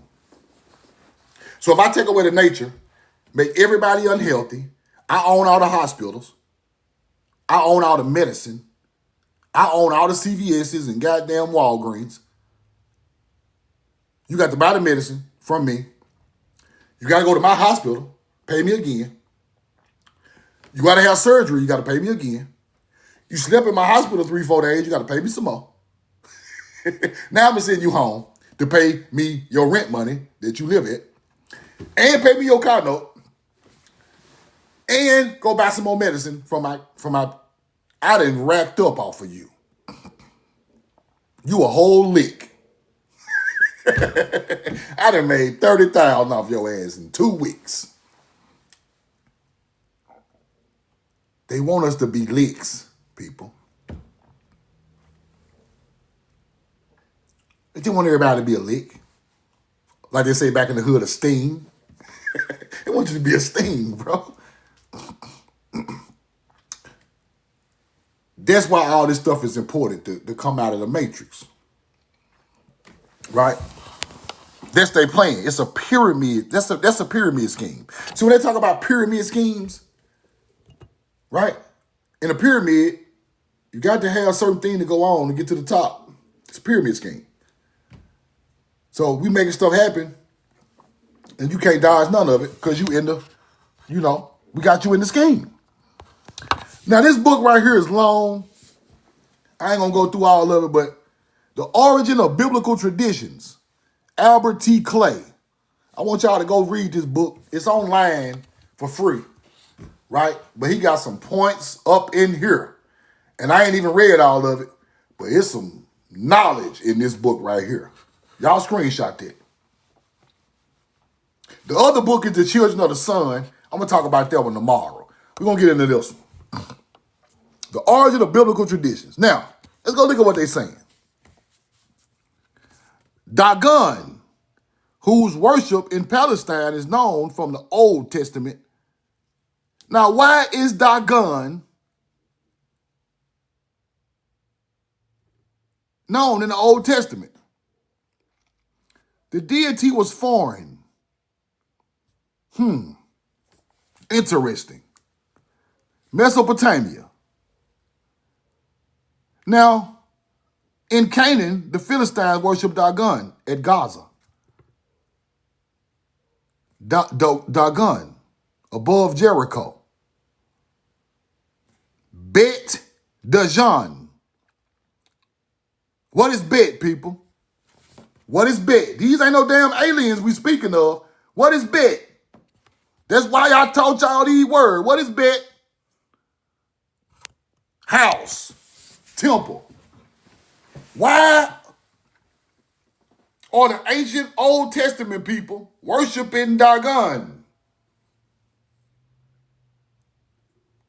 I told y'all Dagon come from ancient Sidonian stuff who became the Phoenicians.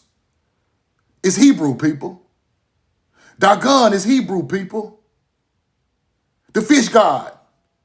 The people who brought over, why you think the Pope is wearing Dagon hat? You think it's some alien shit? They really showing you the fish people, the one bought the damn knowledge over here of the Paleo-Hebrew. That's why the Pope wearing Dagon hat. It ain't because it's no alien or no. Dagon is the people with the knowledge, with the bag coming on the water. That's the Sumerian shit, right? Now, in the old newspapers, it said the Sidonian was praised as Dagon. The oldest Sidon I found on the face of the earth is in the Mississippi Delta. Woo! That's way over a lot of people's head. Whoop! The oldest Sidon I found was in the Mississippi Delta with the huge mound sitting right there.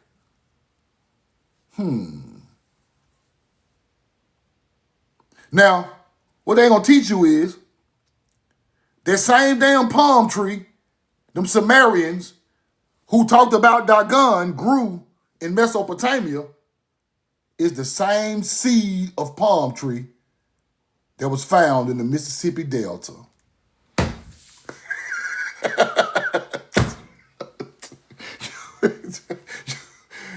Roll the corn. Now, let's get into that a little deeper before I move on real quick. The Phoenician's name is the Sidonian. You find ancient Sidon in Mississippi with every crop the Hebrew brung to that land.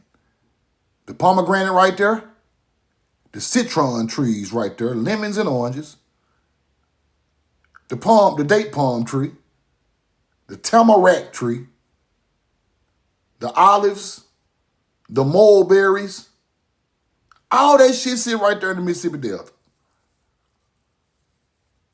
And they didn't call themselves Phoenicians, they were called Sidonians.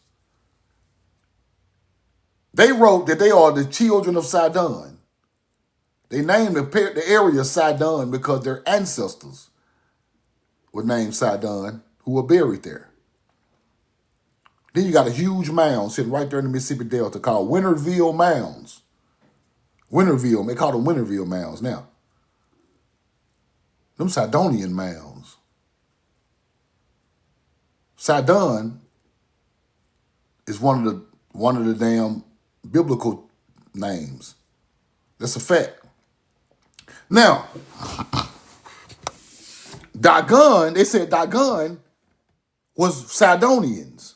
So y'all are worshiping the people who brought the knowledge across the water to the Tigris and Euphrates River first. Then it spreads into biblical knowledge. You get it? Dagon in Palestine. Dagon over here. Dagon over here. Everywhere. Canaanites, Dagon. I just showed you the ancestors of Adam down to Canaan. That's where you get Canaan from. The ancient land. Let's keep going. That's fire right there. That's fire. This in his book now. Now watch what it say. Watch what it say. Her name is written in Hebrew, Phoenician, Moabita, Aramaic, South Arabic, Ethiopic in every instance with an initial a yin. A yin, the circle and the dot. Rhodocorn. When her name appears in cuneiform, it is written Ashdar, Eshdar, Ishdar, later Ishtar. This shit is Hebrew, people. They be acting like this some alien knowledge. Y'all don't stop playing my damn people. A yin. Didn't I show y'all a yin on ancient melanated Indians artifacts all through America? Taino a yin, a yati come from a yin. See, the old culture put the names there. Didn't I show y'all Mississippian artifacts with a yin? Olmec artifact with a yin. Mound built artifact with a yin. That's our language. A yin is our shit. That became the all-seeing eye. Facts. Over time. Now, all this Ishtar and Ishdar and Ishdar, all that shit come from a Hebrew name. Paleo Hebrew names. You get it? Why is the gun and the yin and all that stuff popping up in the Middle East after the flood? Because we took it there. Facts. Let's keep going. Roll the coin. The Hebrew deluge story. I thought that was a Atlantean story. The Hebrew deluge? The Atlantean deluge. The Hebrew, which one is it? It's one of the two, big dog. We all know Atlantis started with the Greek. They ain't old enough. So therefore, it's the Paleo-Hebrew deluge. Hunter-gatherer is not the Atlantean deluge. Atlantean are talking about our people in ancient stories that was passed down, that they heard about and wrote them stories down. That shit had already played out around the world before the Greek ever got their hands on the knowledge. Roll the coin. Now the next book we got to go read is the Hebrew deluge story.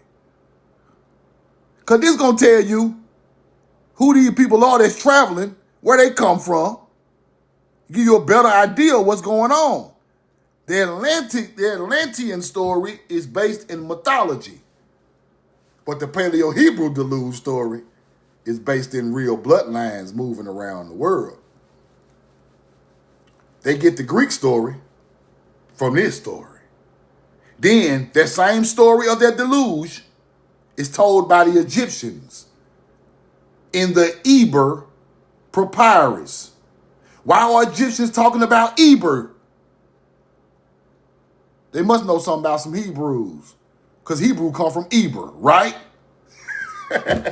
See, you got to know this stuff now. They telling you all these different cultures. My computer went dead. Hold on.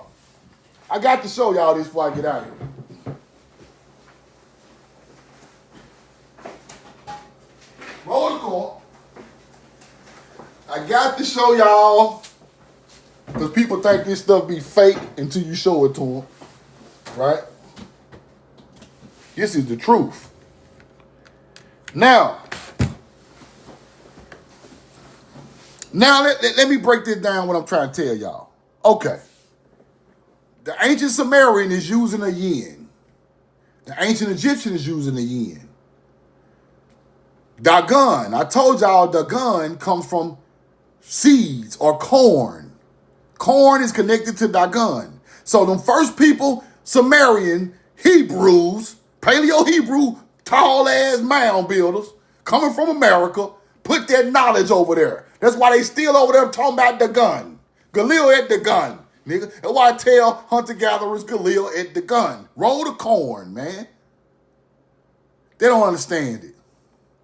Now we understand it. We see the gun popping up all through the Bible in the Old Testament. Look what they tell you now. The gun, Old Testament. We the one brought the knowledge of all this holiness to that land, people. And when we mix with them people, they turn it all evil and bad. Roll the coin. This is the gun. Let me show you an old depiction of the gun. They want to teach you this is some type of alien. Anunnaki. Anunnaki. Noon. What is noon, people? N-U-N? It's snake. The same damn snake, people, they've been talking about the whole time. I just told y'all that in front of the damn lecture. They bring in corn and agriculture. They melanated people. That's exactly who they are. They are way more advanced than hunter-gatherers. And noon. Okay. You hear it. A noon, all that old type of. Roll the coin. And where we was at? Hold on. Let's go back to that. Now, let me show y'all the Eber's Papyrus. Right? This is something the Egyptians wrote. Now, why is everybody using these words? Because this is the start of their. They want to. Okay, historians want you to think that Egypt is its own entity, Mesopotamia is its own entity, and all these great cultures are their own entity. But they don't want to teach you that all of them start from a common source. Same, different bloodlines from the same ancient land. That's why they call all of them Atlanteans. Right? They come, the Sumerian first people, or the Ubaid, came from this area of Atlantis. The first Egyptian came from this area of Atlantis. The first people in the in Australia and all that type of shit come from another part of Atlantis. Even on the islands, Atlanteans popping up. But they won't tell you they are Paleo-Hebrew mound builders. That's what they don't want to tell you. They want to give you that old fake-ass Atlantean story. Let's go look up the Eber's Papyrus so I can show y'all this.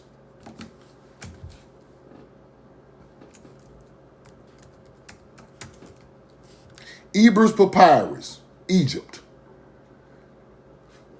Ancient Egyptian medicine, people. Now, watch this. Now, Eber's Papyrus. Ancient Egyptian medical text, people. Now, let's use common sense. Here you go right here. Papyrus, Ebers. Eber is Hebrew, people. Don't quit trying to separate the Egyptians with Hebrews. Stop doing that shit. The first ones were Paleo-Hebrews. They bought the medical remedies and formulas to that land. They cured skin disease and dentistry, mental disorders like depression. Our people were so connected with nature, we brought writings of different. This shit wrote in Hebrew, people. Why this in Egypt? Let me show you something. They'll blow that up. They'll blow that up right there. See, they won't tell you that Paleo-Hebrew became hieroglyphics over time. They won't tell you that. They just act like hieroglyphics just sprung up on its own. Hell to the no. That's cap. Roll the coin. That is a lie, and the truth ain't in the hunter-gatherers. Because I can show you words in Paleo-Hebrew evolved into hieroglyphics right now on this live if I want to.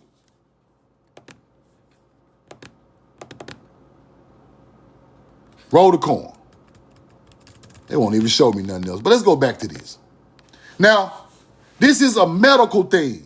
They call it magical formulas, people. But all it really is nature used to heal people. That's all it really is. Skin ailments, right? One of the oldest and most important medical papyri. Now, a nature's people who knew something about a lot of plants had to know that, people. A desert people cannot be the medical people. It don't work like that. You have to go through thousands and thousands of different plant options to figure out what clears up eczema, what makes the stomach stop hurting, what makes the head stop hurting. What can I use for anesthesia? You have to go through thousands and thousands and thousands and thousands of years to understand nature like that. And them plants is not in the desert. Therefore, Eber's papyrus is bought by a Tamari tribe to the Nile. And they are using it, curing people on that side of the world that knew nothing about this. That's why they called these people magicians. Magical formulas. Because if I'm a hunter-gatherer and I got bumps all over my face, and this big, tall, beautiful Tamari woman come in and rub some shit on my face, and in the morning, my skin clear. Oh, she a magician. I love her. She got to be a magician. There got to be magic. She knows some hoodoo. She got to be a witch. I've been trying to clear this bumpy ass skin up for 40 years.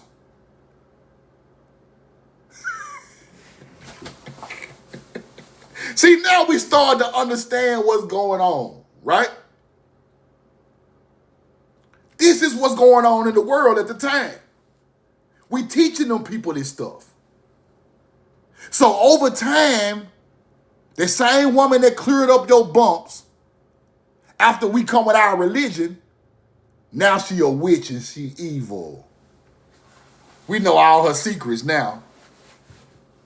We put her secrets down in a book. We're going to call her a witch. Then we're going to come back and sell her product in a bottle to make money. You get it? Now she's a whole hoodoo witch out here. She just cleared your whole skin up.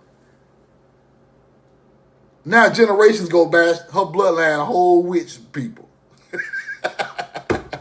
Same thing they done to your great-grandmama and them in the South. Same thing they done to your great-grandmama and them, your grandmama and them in the South. She got all the plants in her yard, pulling up roots. Now she a hoodoo. It's the same stuff. Our people got demonized and persecuted for being people of nature.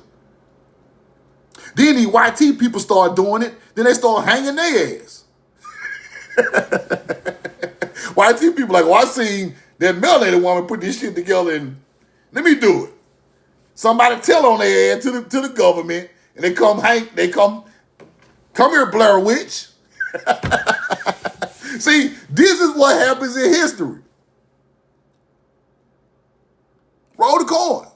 Now, Eber comes from Hebrew. So to have an Eber papyrus in Egypt, that means there is a connection with Paleo-Hebrew and the first people on the Nile. It's that simple. Let's keep going.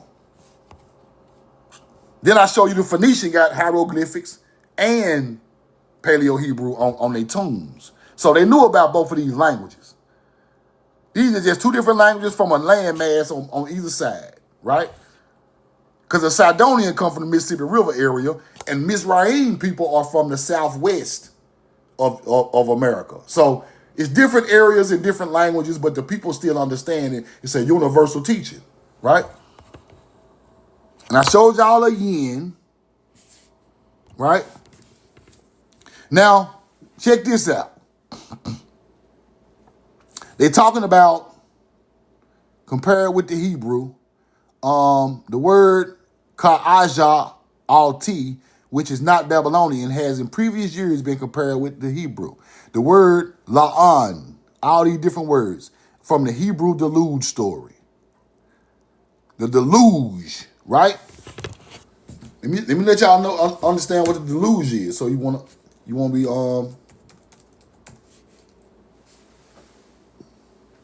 so you can understand what we're talking about. The deluge means, right?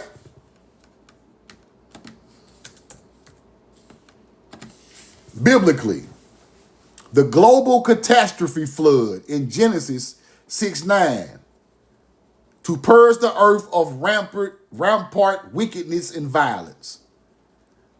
So we're talking about the deluge story, right?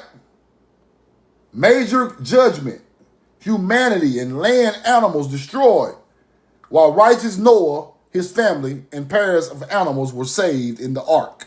That is the deluge. The world became filled with corruption and sin, right? Now, this is what you got to understand what they're trying to tell you.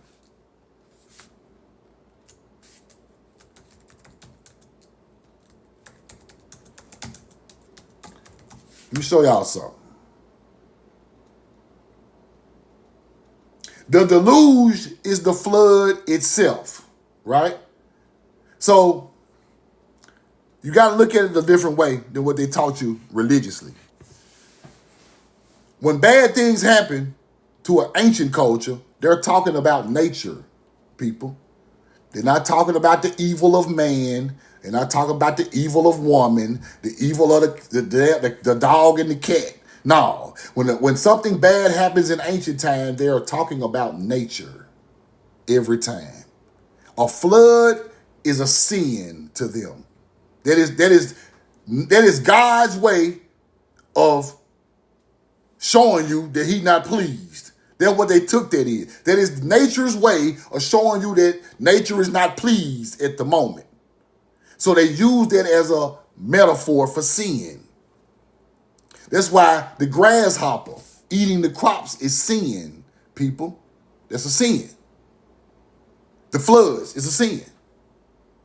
So nature's sins happens in ancient times. We ain't talking about no man's sins at that point. After it happened, then you teach these teachings in the different lands. Then you start to get sins of man, right? But them people were talking about natures. Nature, the only thing that can, the wrath of nature became the wrath of God. You see what I'm saying? So that's what you got to look at it a different way. Because it wasn't explained like that. Now, this is something that's very deep right here, y'all. Now, I got to go back into this tomorrow. But they talk about 432.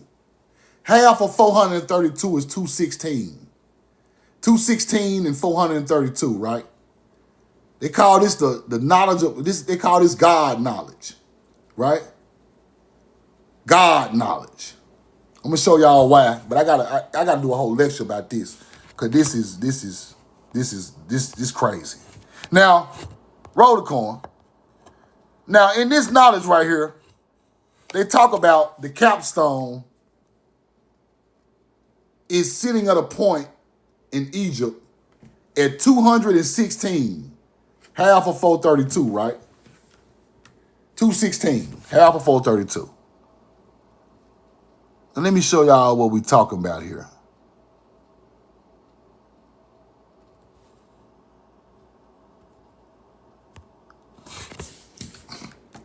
Now I got to go over this again tomorrow because I'm just going to give y'all the basis of it, right? 216, capstone of Egypt. Now they call this a theory, right? Now,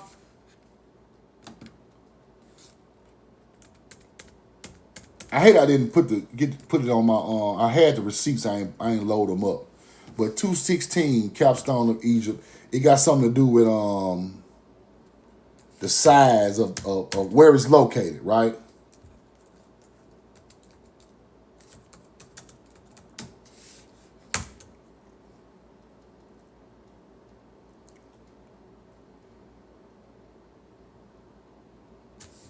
Let me see. Now, 216.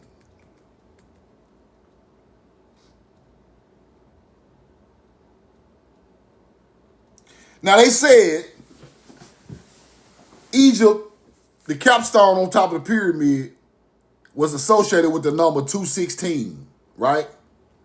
And they were trying to figure out why all of these ancient structures, the capstone is sitting at a height of 216.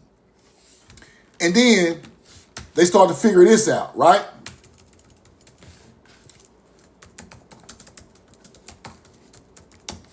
They started to figure this out. Let me see. Hold on. Roll the coin.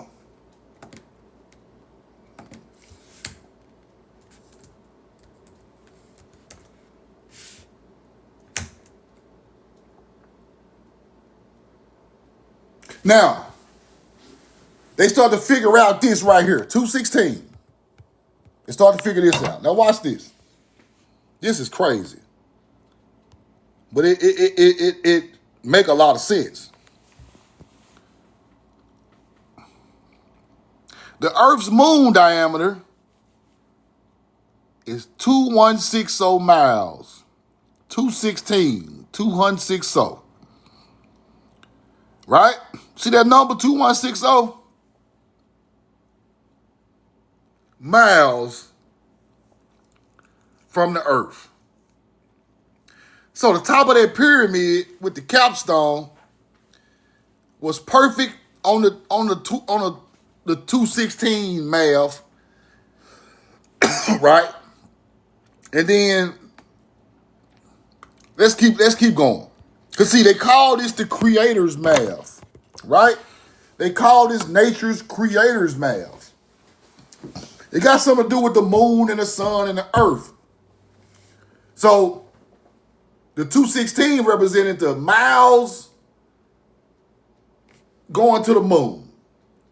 Now this shit is crazy. Now I'm just telling y'all what the research is showing, and this stuff is amazing. But they call this God's knowledge because it's perfect math for nature, right? This shit is amazing. Now I gotta get the more receipts to show y'all exactly what I'm talking about, but I want to show y'all that little part right there. Now,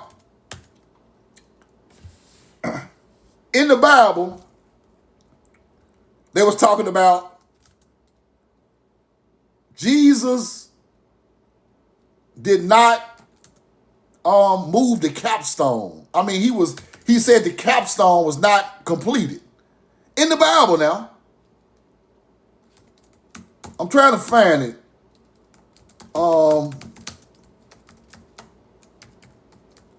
Because they saying this math is equivalent to God.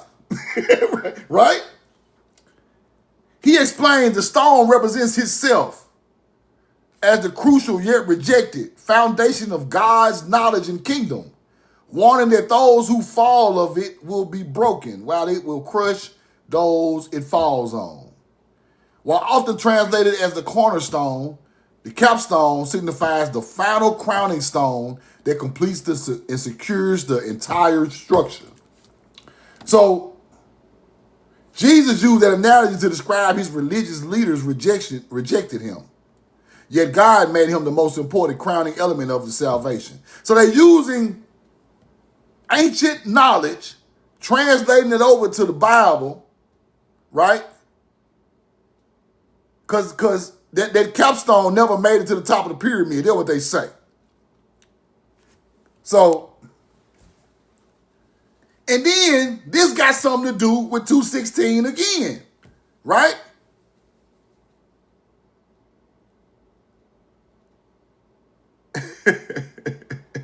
This shit crazy, man. Now, 216, Matthew 21, 42. 21 plus 4 and 2, 4 and 2 plus 4 plus 2 is 6. It's Matthew 21, verse 42. That's still 216. Matthew, this shit is crazy, bro. And they talk about the capstone in the exact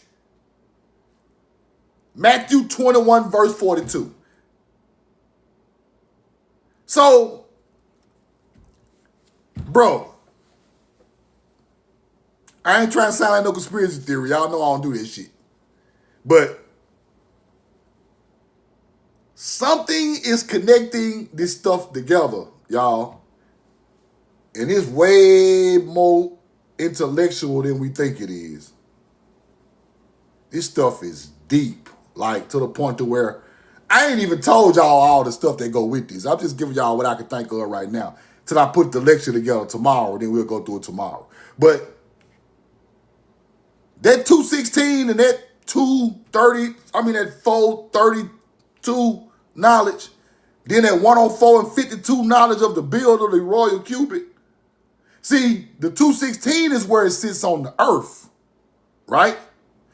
Then the royal cubit is how you build it on the earth. So the 216 knowledge is universe knowledge, hooked up to the moon and the sun, and then you come with the royal cubit to build the blocks of the actual structure. Now you put all this together, this shit is genius. Like, ain't no way a hunter-gatherer had nothing to do with this. Right? And it still equals 9 ether. Right? It still got something to do with the 9. Because 2 plus 1 is 3. 4 plus 2 is 6. 6 plus 3 is 9. So, I ain't trying to sound like Billy Carson or nothing, but I'm telling y'all, this shit is monumentally intellectual. Like, whoever figured this out in ancient times was a bad motherfucker. That's all I gotta say. Well, boy, listen, if our ancestors figured this out, inclined with nature with that math and science, and then use mythology to teach you as some type of belief system, this shit is crazy. Now,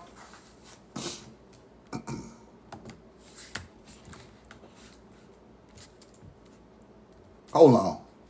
Let me get one more thing. Let's see if we can find the theory of the capstone with the 216. Let's see can we find that. Processing probably the later quarter game, whatever. What the fuck is that? Hold on. That's fire. Let's go back.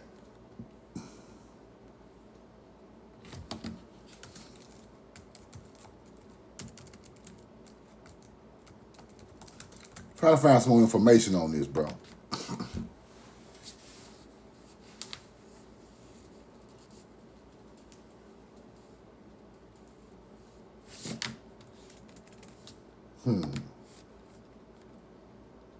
Theory is applied spiritually.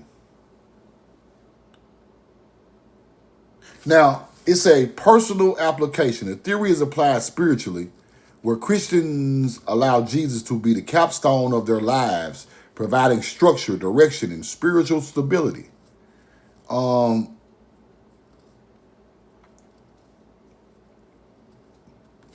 With shouts of grace, rebuilding the temple, which is interpreted as a prophecy pointing toward Jesus completing the spiritual temple. So that is a prophecy of Jesus completing the spiritual temple, right?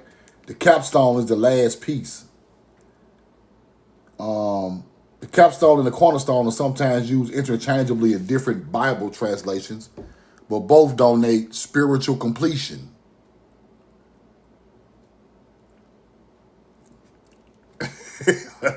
I got to get a little deeper into that, but I understand what they're trying to say. But I got to put the math with it tomorrow, because 432 go with it too. 216. Then you got the 104 and 52 of the builder.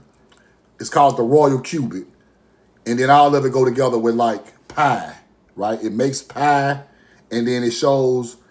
These people knew how big the earth was, people. These people knew how big the planet was. They knew how big the moon was. They knew how big the sun was. They put that math into like this big ass equation, and they figured out how the earth rotates. And it's amazing. And they put these pyramids in line with this mathematical system of the earth, and it's crazy. And people cannot figure out how they done it to this day. Y'all ever seen the pi symbol? The pi symbol is Hebrew. You know that, right?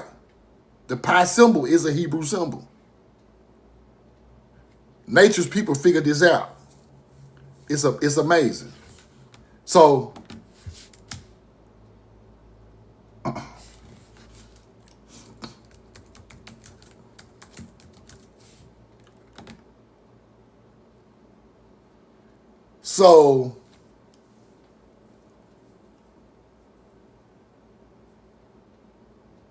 they figured out the miles around Earth, the miles around the moon, the sun, how big the sun is, the rotation of the tilt of the Earth with time and dates and equinoxes and solstices and zodiacs, and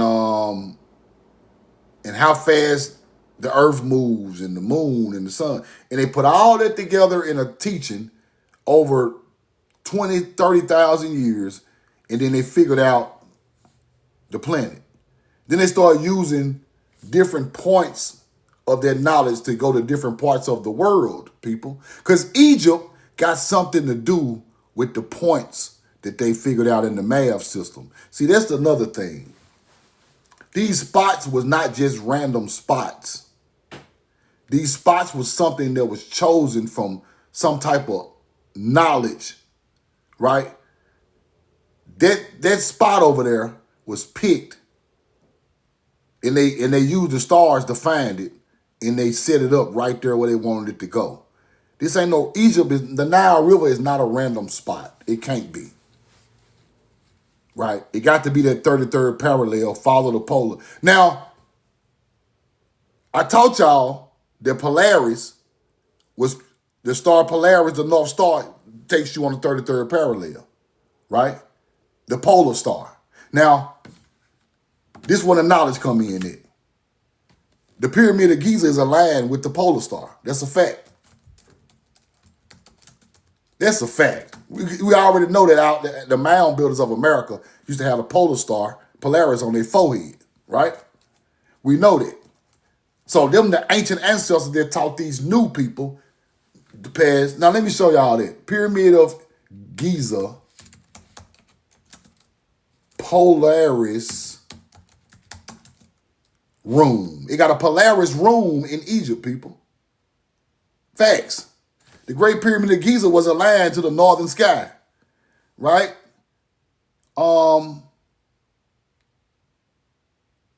The pole star. Hold on. See, these people funny because they try to put tubing in it, right? They're trying to say it's a tubing. They're trying to say it's tubing because one of them older than the other one. So they be playing with the knowledge like that. They know if you use a certain star, it go back to a certain time and date, and you can tell which one is older, right? Because we know tubing is used out there at the Hoover Dam, right? The tubing star alignment with the big gods with the wings up at the Hoover Dam, that's tubing, right? See, that's older. That's old. That's old knowledge. Like, you get to talk about tubing, shit's super old. See, now they trying to say Egypt is aligned with tubing, but in the old books, Egypt aligned with Polaris. Stop playing, bro. You hunter-gatherer, you think y'all smarter than us?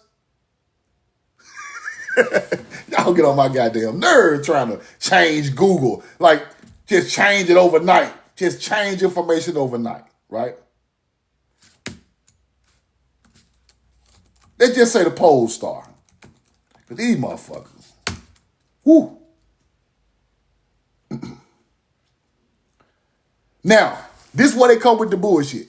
When the pyramids of Giza were built, the pole star Tubin is in the constellation Draco, not Polaris, due to the Earth's axis precision. Tubin was closer to the celestial pole at that time. This is what they try to tell you, right? Now, I believe the Giza pyramids were built when Polaris was the pole star. That's what I believe.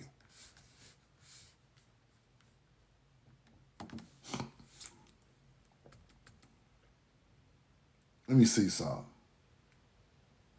Tubin was the guiding North Star when the Egyptians were building the pyramids. 4,700 years ago. So that is what? 2,700 BC? 2,700 BC. Tubin. Due to the Earth's 26,000 year actual wobble, the North Star changes over time. See what I'm saying? The North Star changes over time every 26,000 years. Our ancestors knew that. So they used tubing for some building structures, and they used Polaris for the other one. Now, they confusing people with this stuff because they trying to make Egypt way older than what it is. I'm telling y'all what I know. I can't prove it yet, but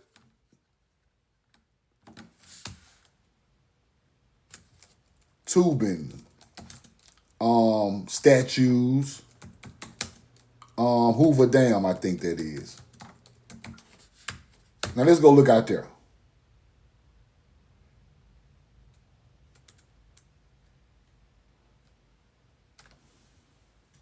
Now we know the Hoover Dam for sure is aligned with tubing, right? Indicates the position of the stars, including tubing, to mark the date of the dam's completion. Now, They capping about the damn completion. They know it was stuff out there aligned with tubing. They flooded it all out at the Hoover Dam. And these things represent tubing. These 30-foot tall winged, right, star map that indicates the position of stars. So we know tubing goes back to that date, right? Tubing is real old. How old is Tubin as the pole star?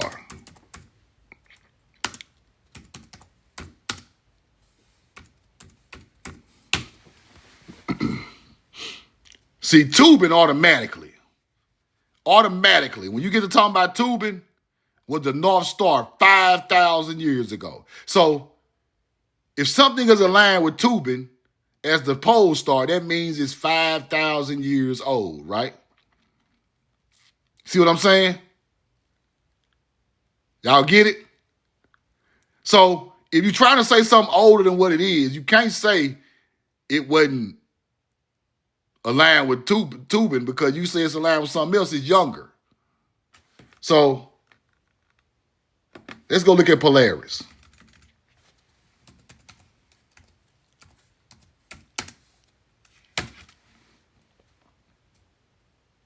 See, Polaris is 15 to 2,000 years back as the North Star. You get it? It changed from Tubin to Polaris, right? So now, you can't say Egypt is aligned with Polaris because they're going to make the motherfucker not that old. So now they changed the old books from, now it was Polaris room, now it's the damn Tubin room. We got Tubin alignments at the Hoover Dam, showing that we are older than these people. These are the descendants of our teaching. Y'all get it? Roll the coin. Vega is going to take over the pole star next, right? But I'll show y'all some more about that, man. Hope y'all learned something today, bro. I'm going to go back over this stuff tomorrow about the pole star. I'm going to go back over about the God's knowledge of the 216 and all of that. I got some receipts I got to put together for that. I got some stuff I got to put together for that. You got to show that math to talk about that. Roll the coin. Appreciate it, man. That's my cash up. Appreciate everybody who sent the cash up. Y'all want any hoodies, hop in my DM. Subscribe to my YouTube. Subscribe to my YouTube. This just conversations our people need to have, bro. You know what I'm saying? I just want to talk about stuff that really matter, really, we really can solve problems. We really can get over them hiding our knowledge. Something that really matters instead of just running our mouth all day about, I want to get into stuff that breaks the code that a lot of people have been trying to figure out for a long time that really matters to our people. So I try to stick to the information side. And I talk a little shit, but it's just to, keep the spirit going while, because I'll be on here 2-3 hours. But I love y'all. I'm in love with you, man. I appreciate the support. Subscribe to the YouTube, my cash app, but we know the truth now. Y'all want some hoodies? Hop in the DM. And I'm coming back tomorrow with the God's knowledge of 216. And I'm coming back with the Polaris. I'm going to find the receipts about Egypt was aligned with Polaris first. Then they switched this shit to Tubin. Love y'all. I'm in love with you. Roll the coin. Galil at the gun. Y'all stay safe out there.